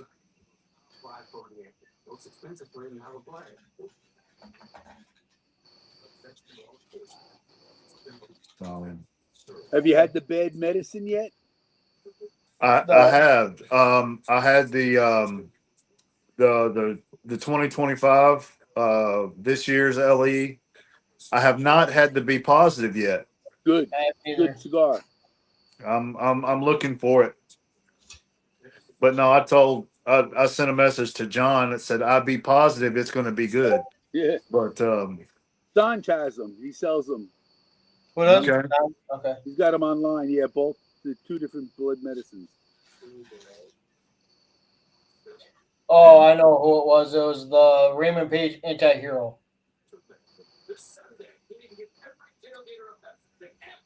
I think that's Perdomo's son. I think is who does the Raymond Page anti-hero, and that one I did not care for. well, and I may catch flack for this, but the one that I was speaking of early was the Perdomo 1926. And I know people think that that's a fantastic cigar. Like I Perdomo said, or Padron? Padron. I'm sorry, I may have said Perdomo, but I meant Padron. Unless I Um, actually smoked that the day my mother-in-law passed away in honor of her, and that one sat good with me that day. I've had the 64 for my dad. Um, that kind of piggybacks to the last podcast where unfortunately you weren't able to make it because of yeah, stuff. Um, yeah. had the conviction for my Rock Patel one for adoption of my son. Had a Macanudo court when I adopted my daughter. And then the CEO concert roadie was on my wedding day, and the last cigar I had with my dad. Well, and I know that that particular episode you were talking, we were meant to talk about celebration cigars, Yeah. and w- my son and I have shared a few celebrate when he graduated from college. We celebrated with the Drew Estate League of Nine, Hmm. I got one of those sitting around behind me. and it was fantastic. And then when he was accepted to medical school, we had the Liga Anniversario, and it was good. And then also another celebration stick we had for graduating. Sean over at Smoking Sounds sent us a couple of Davidoffs. Sent the Anniversario that I smoked and a Churchill that he smoked. And honestly, I wanted to hate it. I wanted to be like, no, it's all hype. But it was a fantastic cigar. It was great. Construction was flawless. Great flavor. Uh, I really the only bad thing about it was I only had one. Yeah. I I can't say that I can recall having a Davidoff, but I know some people are. That's their go-to one. I know Don from Bougie Don from the Leaf and Ash podcast. That's his favorite go-to brand is Davidoff. When my son, when my son's team upset Florida, we were down there and we celebrated with the Angel Share. Nice, Nice. nice. So Frank, I know you also are the drunken corner, Yep, correct? Uh-huh. With the Angel share, did you guys have Angel's Envy as a pairing? I've had. I didn't have it with it, but I'm a big fan of Angel Share, of the Angel's Envy. I mean, big fan. I haven't I had that drink yet, but I see it in the stores. And then I know you've had Penelope. You drank half the damn bottle last time I was on a herp with you with that shit. is That that was so good. the That's the one of the cigar principal. blend That's one of yeah. With this with stuff, Sin and Lee? Cigar Sessions. Nice, yes, yes. it's a hard one Yeah. to find too. Here's I had a right there, Angel's Envy. I had it with the Entra the other night. Nice, Nice. nice.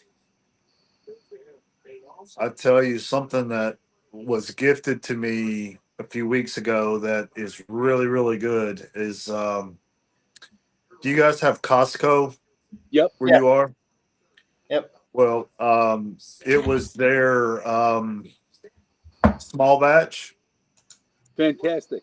and it's distilled in the same building as is it 1792. Yep. They're made in the same building. So, but yes, it is. It's fantastic, and it's like $20 for. It's bigger than 750. Yeah, it's a big bottle. Hmm. We just recently got one by us at Costco, but we don't have a membership for it. We got the Sam's Club membership.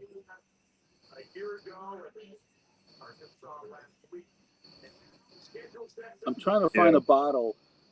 When I was down by my son the last time I was down there, here it is. The Woodford Reserve Double Oak.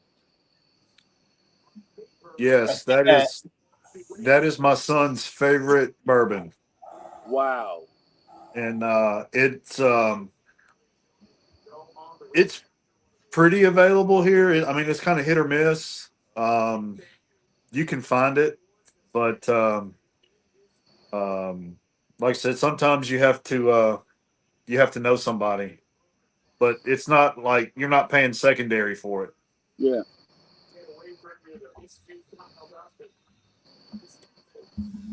So I'm fairly new. I'm only about 2 years into my bourbon journey. Um, so I thought it was time to grow up and drink adult drinks. So started out with wild turkey American honey, Mm. and now I don't think I can drink it.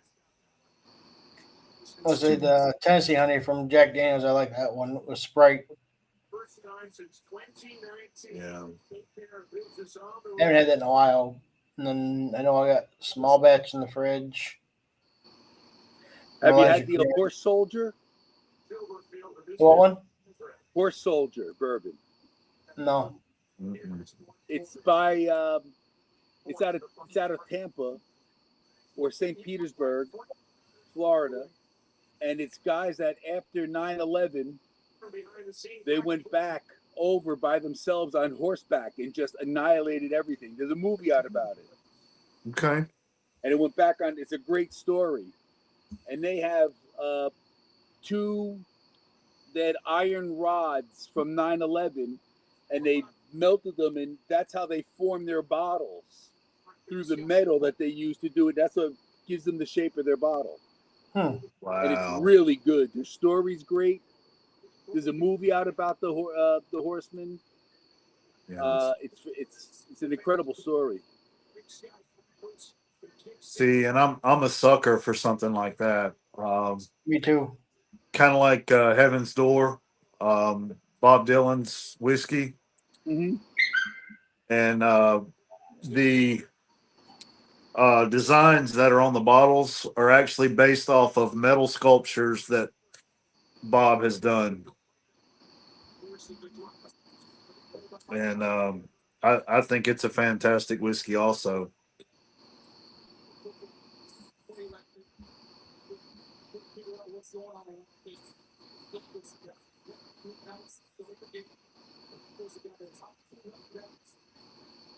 but are you a blackened whiskey fan? Yeah, I was just at 2 months ago. I went to Matty Rock had a blackened event near me, and he had the guy who blended it. What's his name? Rob Dietrich. Rob Dietrich was there signing the bottles and stuff. So it was good. Yeah. Well, and I draw a blank on the guy who started the distiller of Whistle Pig. Mm-hmm. He was the original distiller, um, and of course he ended up passing away. And then Rob came in, but they do a fantastic job with pairing that with the cigar. And are you a rye fan? Yeah, Have you had the blackened rye? I have not. It is. Um, I go a lot on what my son tells me, and he's not a big rye fan because they seem to be more dry.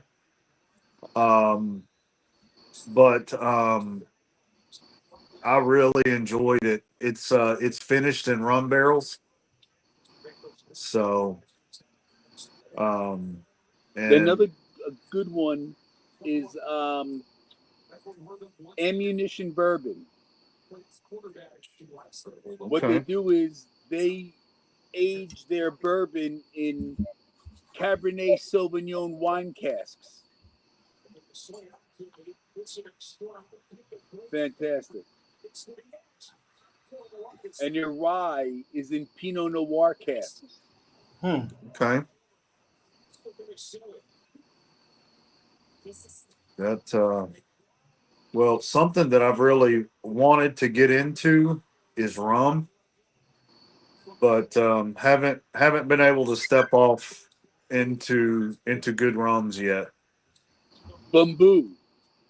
I've heard of it, and I'm looking for it. I actually have a friend of mine. He offered to give me a taste, but I was in a company truck and just not going to take that chance. But I have heard good things about it, I and I started that when COVID was around. So mhm, we're on the on a herf. There was like 20 of us, and like four people were drinking the bamboo. And I'm like, what is it? I never had rum with cigars and stuff. I was new. And so I found out what it was. I went down to my local place and they had it. And I like to put it in the freezer because it tastes good really cold, the rum. right, So we come out that following weekend and I had my bottle with me and I showed everyone. They're like, oh, you finally got it. So sitting here BSing and talking, it's 12:30 now, quarter to 1 in the morning. And I look down, I got this much left in the bottle. yeah, It just goes down like you don't even know. It's like so scary. So right, I sit in the drunken corner. hmm, Look, there's my sign right behind me, the drunken corner, gotcha, and that's where I sit. And about I don't know 20 steps away is the door to get into my house. I had to stand along my house and just slide myself so I can get to the door. yes, It was one of those nights where it just snuck up on you. You're doing it and you feel great, and then you go to get up, and you just nope. We're gonna sit here for a little while and go inside. well, I've had that with a couple of different, one being Old Smoky Caramel, and then also Bird Dog Caramel. Um, but my go to drink was coconut rum and Diet Coke, and Say, uh, Raw will give you permanent residency there, I think. you know, and started out with Malibu, and then moved to Blue Chair Bay, and didn't realize it was a little stronger, and because I would mix Malibu half and half, and end up drinking three quarters of the bottle, and then just wake up with a headache. Yeah, But so like I said, I kind of graduated from that, decided to grow up, and um, I tell you right now, for the price, it's hard to beat Wild Turkey 101. the Diplomatico rum's good too. I'll, So you I'll got Buffalo definitely have Trace. to. Buffalo Trace is another good one to get down to. Buffalo Trace Yes, Cream. yes, Hmm. the bourbon cream. Yeah, I haven't seen that one, but I got the regular Buffalo Trace. A friend of mine introduced me to the bourbon cream in iced coffee. yep.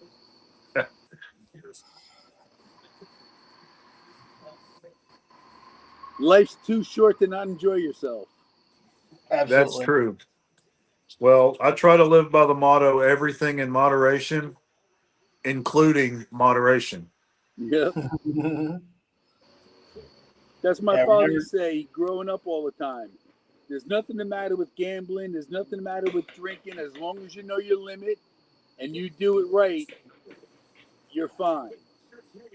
Absolutely. absolutely.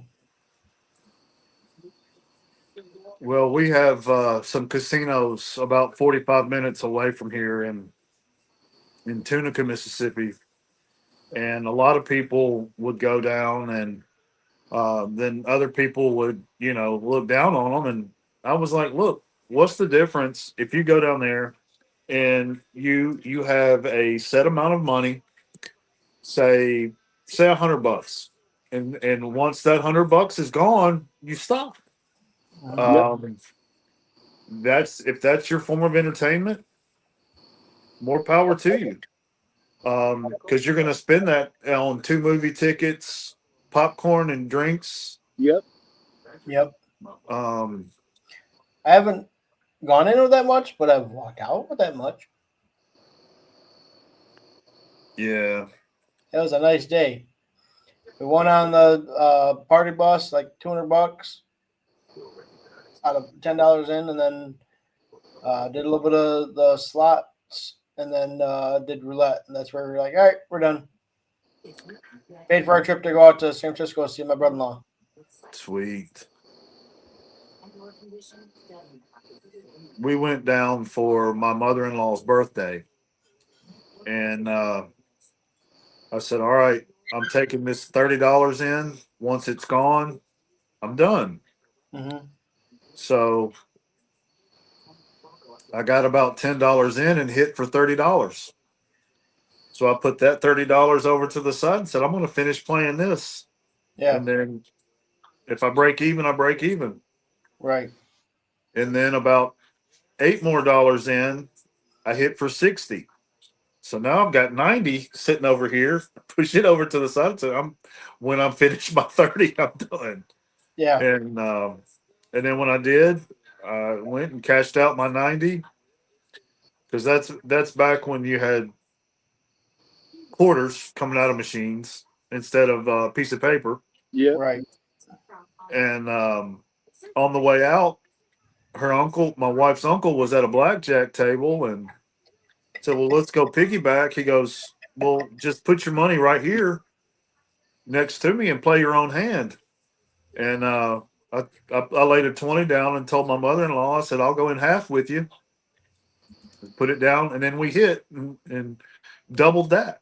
So I said, "It's time to go. It's let's get out." Yep. Yeah, because So it was we went in and wanted to spend 40, and I wound up walking out with 120. Uh, it was like the anniversary. My grandpa passed away one year. We went with my wife's friend and I. And we're like how the hell? I'm like, I don't know. I'm just playing the nickels. I ain't paying no big dollar spending shit. yeah, Yeah. Like We y'all can go on the big dollars ones. Like it's the cheap ones that people hit the biggest on.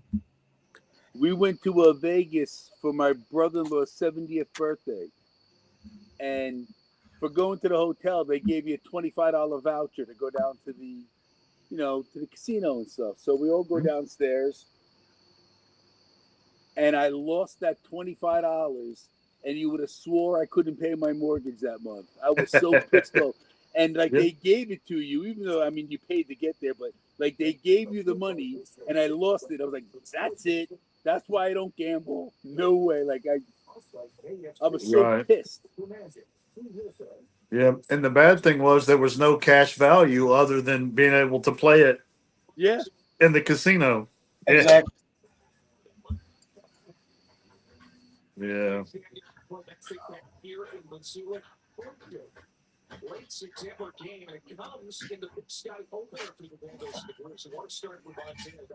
Well, I have to tell you, checking in on this cigar, I can speak no evil about it. I say I got down to that far and I called it. Yeah, I mean, I still got a little bit. I learned my lesson not to burn my lip. that Yeah, sucks. that's horrible. But I had the lowest Status. He had the John Dragonite. And what did you have again, L? Speak No Evil, Speak no evil from Sheffield. Chafiat.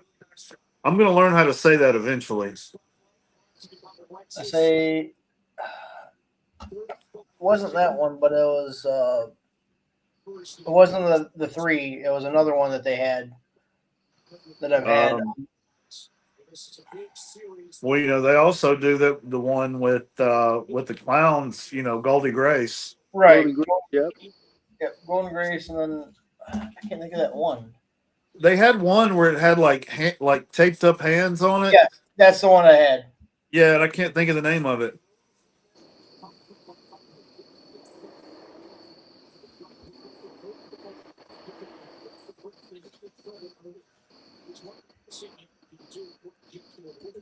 I can't think of what it is though. But I'll be honest. I like to smoke things that have a purpose behind them, also, and that's why I really love the Silent Hero stuff, because it's a great cause behind it, and it's fantastic cigars. Yeah. 100%. He's a great And I guy. have to say, the blend 088 is my favorite. I Yes. love it. It's. I don't know if he ever told you guys the story. So Yes. we had hooked up on Instagram one time, and then we Freedom exchanged Fighter. phone numbers, and then we called each other and we're talking, and he's like, "Listen, like now this is the type of guy he is. I've only known him for a day.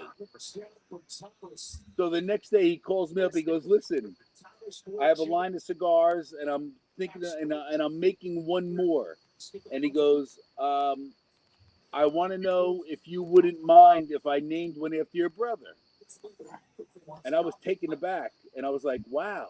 I said, "I do mind. I don't want you to do it." And he's like, "What?" I said, "Because it may suck, and I don't want you putting my brother's name on it." And he started laughing. He didn't know if I was serious or not. Sure. What? I go, "But serious." I go, "You got to send me one or two. Let me try them and see." So he did, and I said, "Go ahead." Well, and yes, he did tell us that story, and you know, um, it's it's a fantastic story, and I'm glad it's a fantastic cigar to pay tribute to a fantastic man. And the description he wrote up about the cigar makes me cry every time I read it. It's just amazing how he put that together. It was fantastic. Yes, it's great, and one of our friends from up around you, Cigars with Angel. Um, he put out a post for Bryce and Silent Hero, and it was just, I mean, it looked like a graphic designer advertiser put it together, advertising agency put it together, and just was just heartfelt with the words that he used, and it was just great. Can't say enough about it. Nope. So, Yeah, I'll read it off. After his badge number, the Blend 88 cigar pays homage to courageous law enforcement hero Mike Vallis. The Robusto Habano bonus is considered medium full body, is depth reminiscence of Mike's steadiness to commit duty and PTSD advocacy.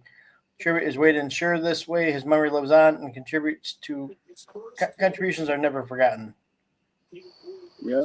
It was, and that's the thing. Again, getting back to the whole cigar, I call it a family. A lot of people say cigar community. It's more of a yes, family to me.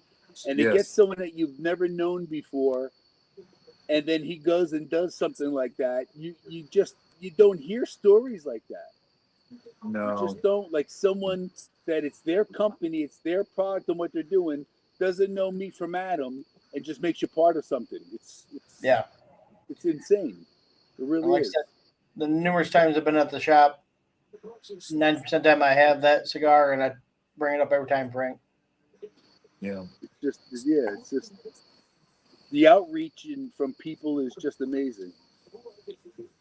Like I know his box press is basically the same thing, but I'll go to the 88 more than the box press. But you'll see if the 88's out, they'll go to the box press when you go Yeah. up the shop. Well, and two, the box press has one of the tobaccos removed for to give room for the box press. So Mm-hmm. it is slightly different.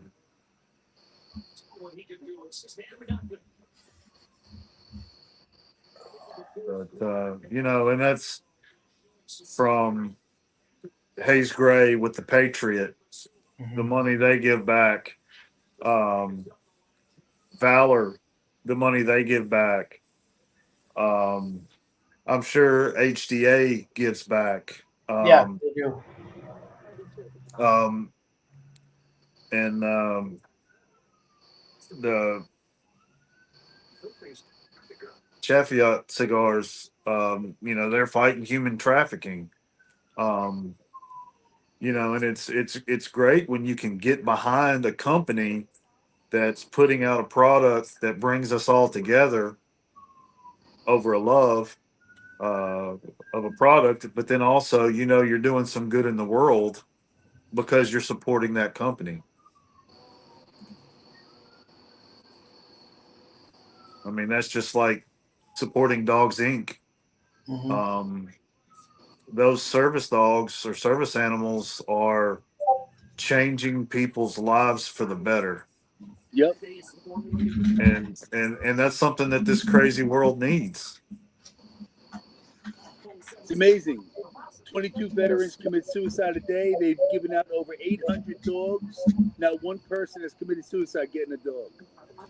I mean, that's a record that you can't. It's just, That's fantastic information, and it's insane. Yep. so And this can knock you out. This challenge going. yeah, you know,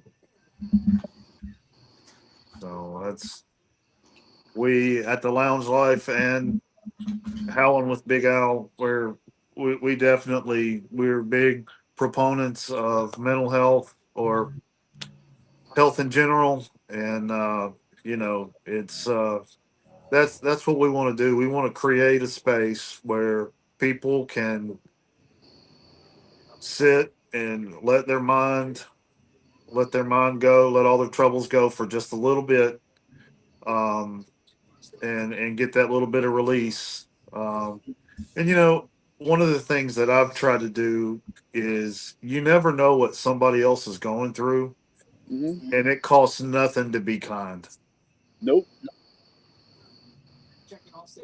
So Just a hey, how you doing when you walk by someone. You know what I mean? Like yeah, it, Yeah. just that you've noticed them gives them a good feeling. And it's just natural. Think about it yourself. If someone says, yeah, hey, how you doing? Great, thanks. yeah, It's like wow. It's just amazing how it could just change your whole day. Yep. absolutely. And sometimes it's even just a smile and a nod. Yeah. Um, Everyone's too busy today. Walking by everyone, shuffling, rushing to get nowhere, and to do stuff, and just sit down, relax, and move Have a on. cigar. Everything's good where you're going. You don't no need to this hustle bustle craziness. that's right. That's right. Well, Frank, you just hit Greg's slogan.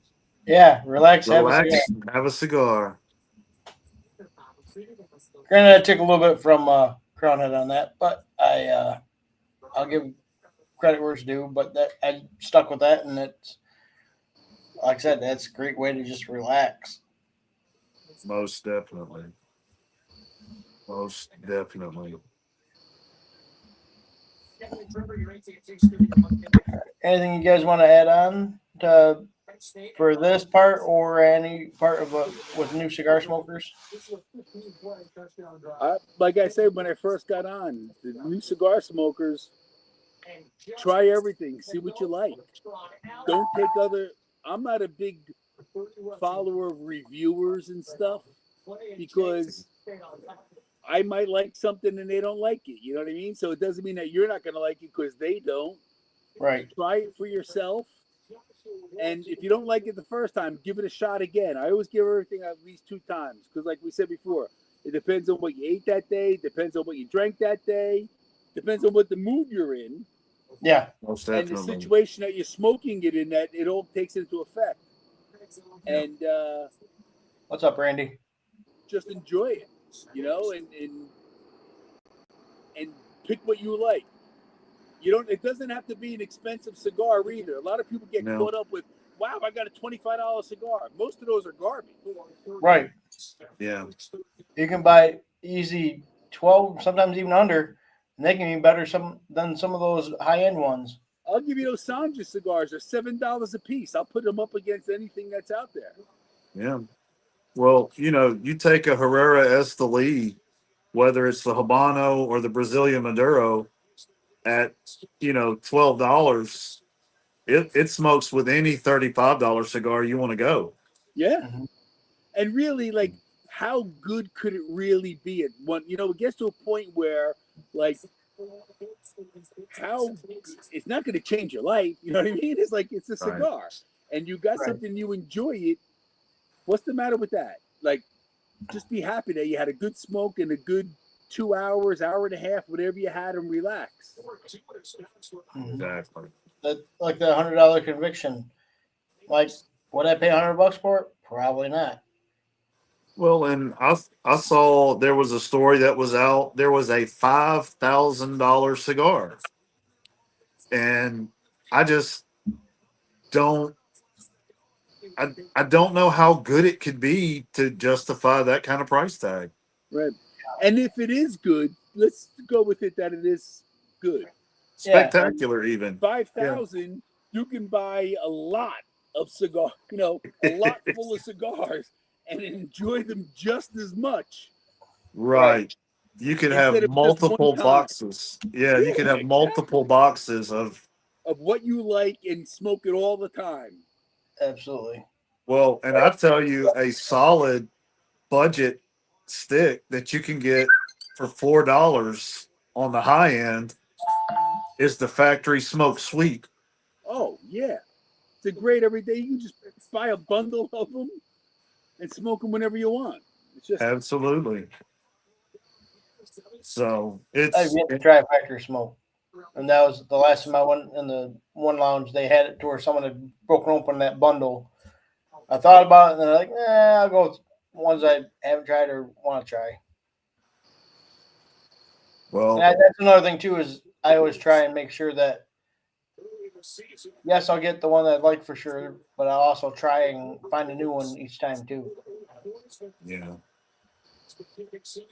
Well, I go through phases. I'll be like, man, I'm tired of chasing. Let me just get what I know I like, and then I'll go. But I also want to try. You know what I mean? yeah. The worst thing That's for me is like you said, chasing that cigar, and then you smoke it, and it's not made anymore. It's like a limited release, and then I'm pissed off. It's like you know what I mean? Like if I bought a box or something, all right, but you had the one, and now you're not gonna get it. It's just like yeah. That's. I mean, just an example of that is the Los Calaveras series from Crown Heads. I have been able to acquire a 19, a 20, a 21, 22, 23, 24, and Decimo Anniversario, and now I'm waiting to get my hands on the 25 to take the picture before I start smoking them. But the worst thing that can happen is I started on that 19, and it just blows you away, yeah, and they just all of these came from a lounge here close to the house, but now they've all sold. Other than the 23s, 24s. So you know, but then again, they're meant to be smoked. They're not meant to well, be relics or oh, I'm lost for the word, trophies. Right. right. That's exactly what I was gonna say. It's like they're You said exactly right. They're meant to be smoked, not to hoard and just keep in your humidor for another day, because that another day may not come. Just smoke what you Exactly. like, and don't worry about it. Yeah, that Right. conviction is the one cigar that I can think of that I let age, and that it was like I said, it was because of when I got it back in October from Randy from the Cigar Dudes podcast. I got it for to celebrate when I adopted my son. I was like, I set one cigar aside that way I can have it. Yeah. That's the only cigar I've actually sat and let it age for a long period of time. Otherwise, like you said, if you something happens to you, your significant other, whoever comes across cigars, they're not gonna know what the hell this shit is. They're either gonna trash it or just give it away. Yeah, Hopefully, it goes to someone that actually enjoys cigars. Otherwise, yeah. it's They're made meant to be in the smoked. trash. They're meant to be smoked. They're not meant to be hoarded away. Enjoy Yes. it, man, while it's there. Well, I take that back. I do have how I showed the two Festivus. I do have one of them that I got when it first came out. That's still aging, but I have the other one now that at least I can say, hey, I can smoke this one. I can let that other one still age a little bit. Yeah. Well, and I mean that's a little different. I mean, Right. and you know, speaking of celebration cigars, um, you know, people say, "Well, I'm saving this one for a special occasion." Well, that special occasion maybe it's a Wednesday afternoon. Right. Right. You know, You made it. yes, Yeah. End of the week. um, that's it. And I mean, I sign off with saying, "I hope you win the battles you tell nobody about," and I hope that people will share those particular battles because those are the ones that usually get you. Absolutely. And also by sharing, you're not only helping yourself, but you may save somebody else. Yeah. Absolutely. You know, And by always know keeping it you to matter. yourself, by keeping it to yourself, it's not doing you any good. But by doing it, someone else might hear it and give them the courage to come out and start to talk as well. Mhm. Most definitely. Most definitely. You know, that's um there's a group over in England called Andy's Man Club.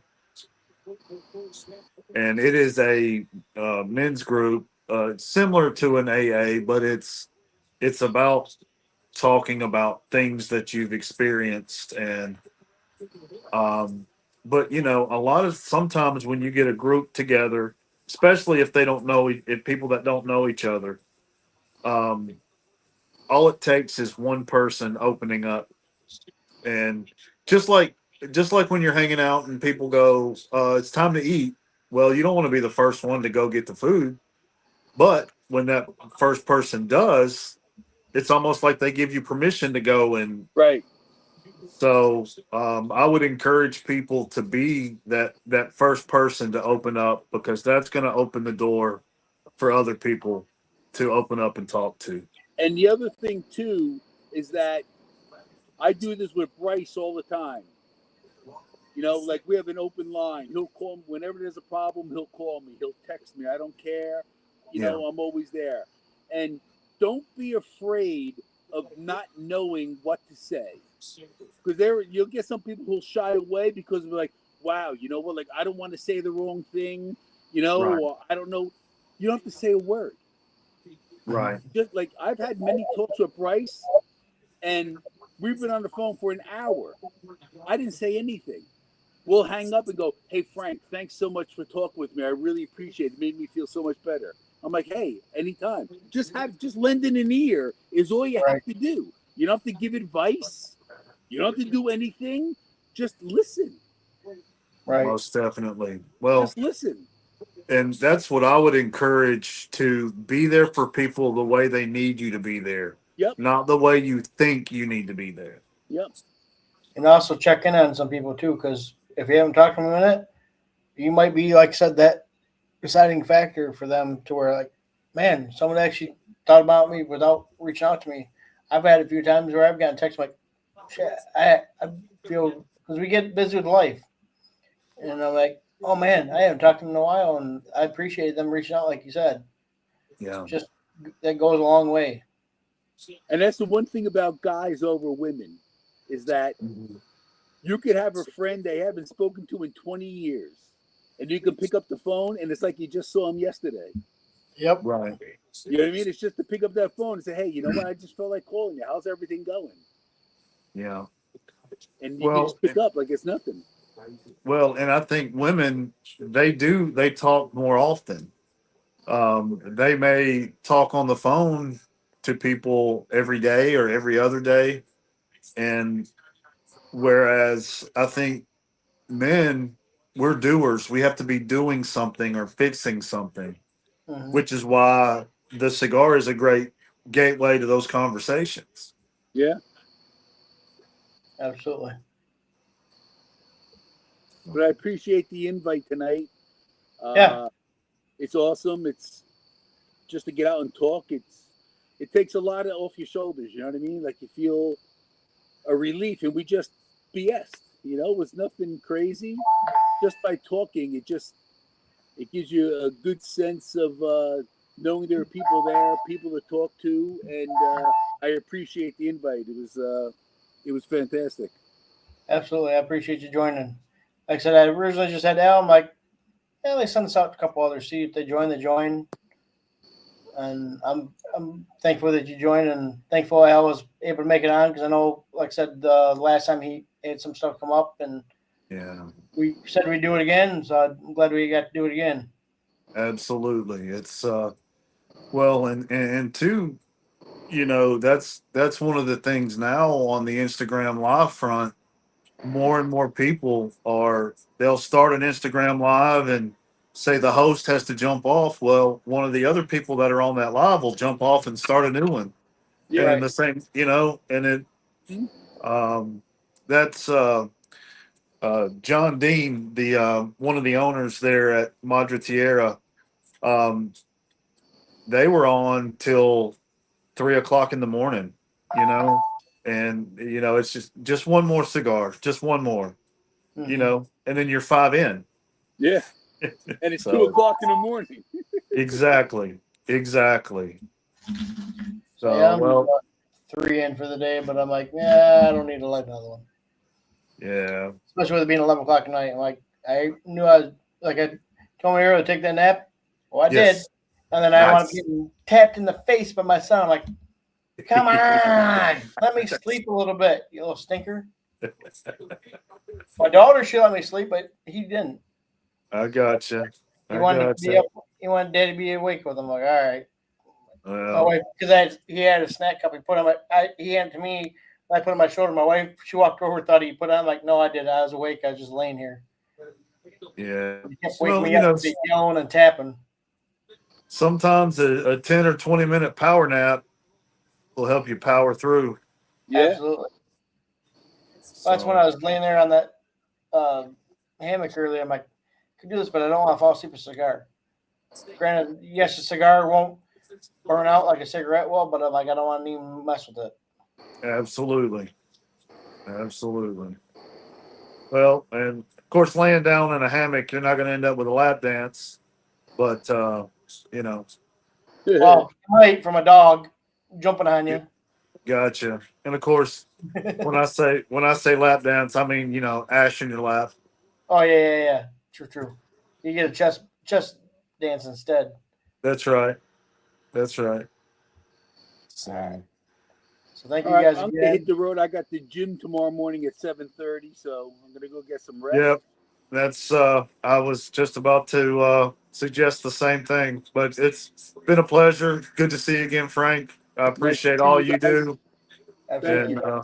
if there's anything that we at the Lounge Life can do for you, please don't hesitate to reach out, brother. I appreciate it. I really do. Have a great night, everybody, and be safe. You too. Peace. Take care. So again, relax, have a cigar. Peace, Panda. Life ain't easy, it's a winding road, carrying burdens that often feel like a load. With a cigar, I'll let the tension unwind, finding solace in the ritual, a moment combined. Thoughts swirl like the smoke rising high up above, lost in a dream wrapped in a blanket of love. Each leaf tells a chapter, each brand has a tale. I savor the moments, I'm learning to sail, smoking. I still game out this every time. Great. Ashes like memories that dance without shame.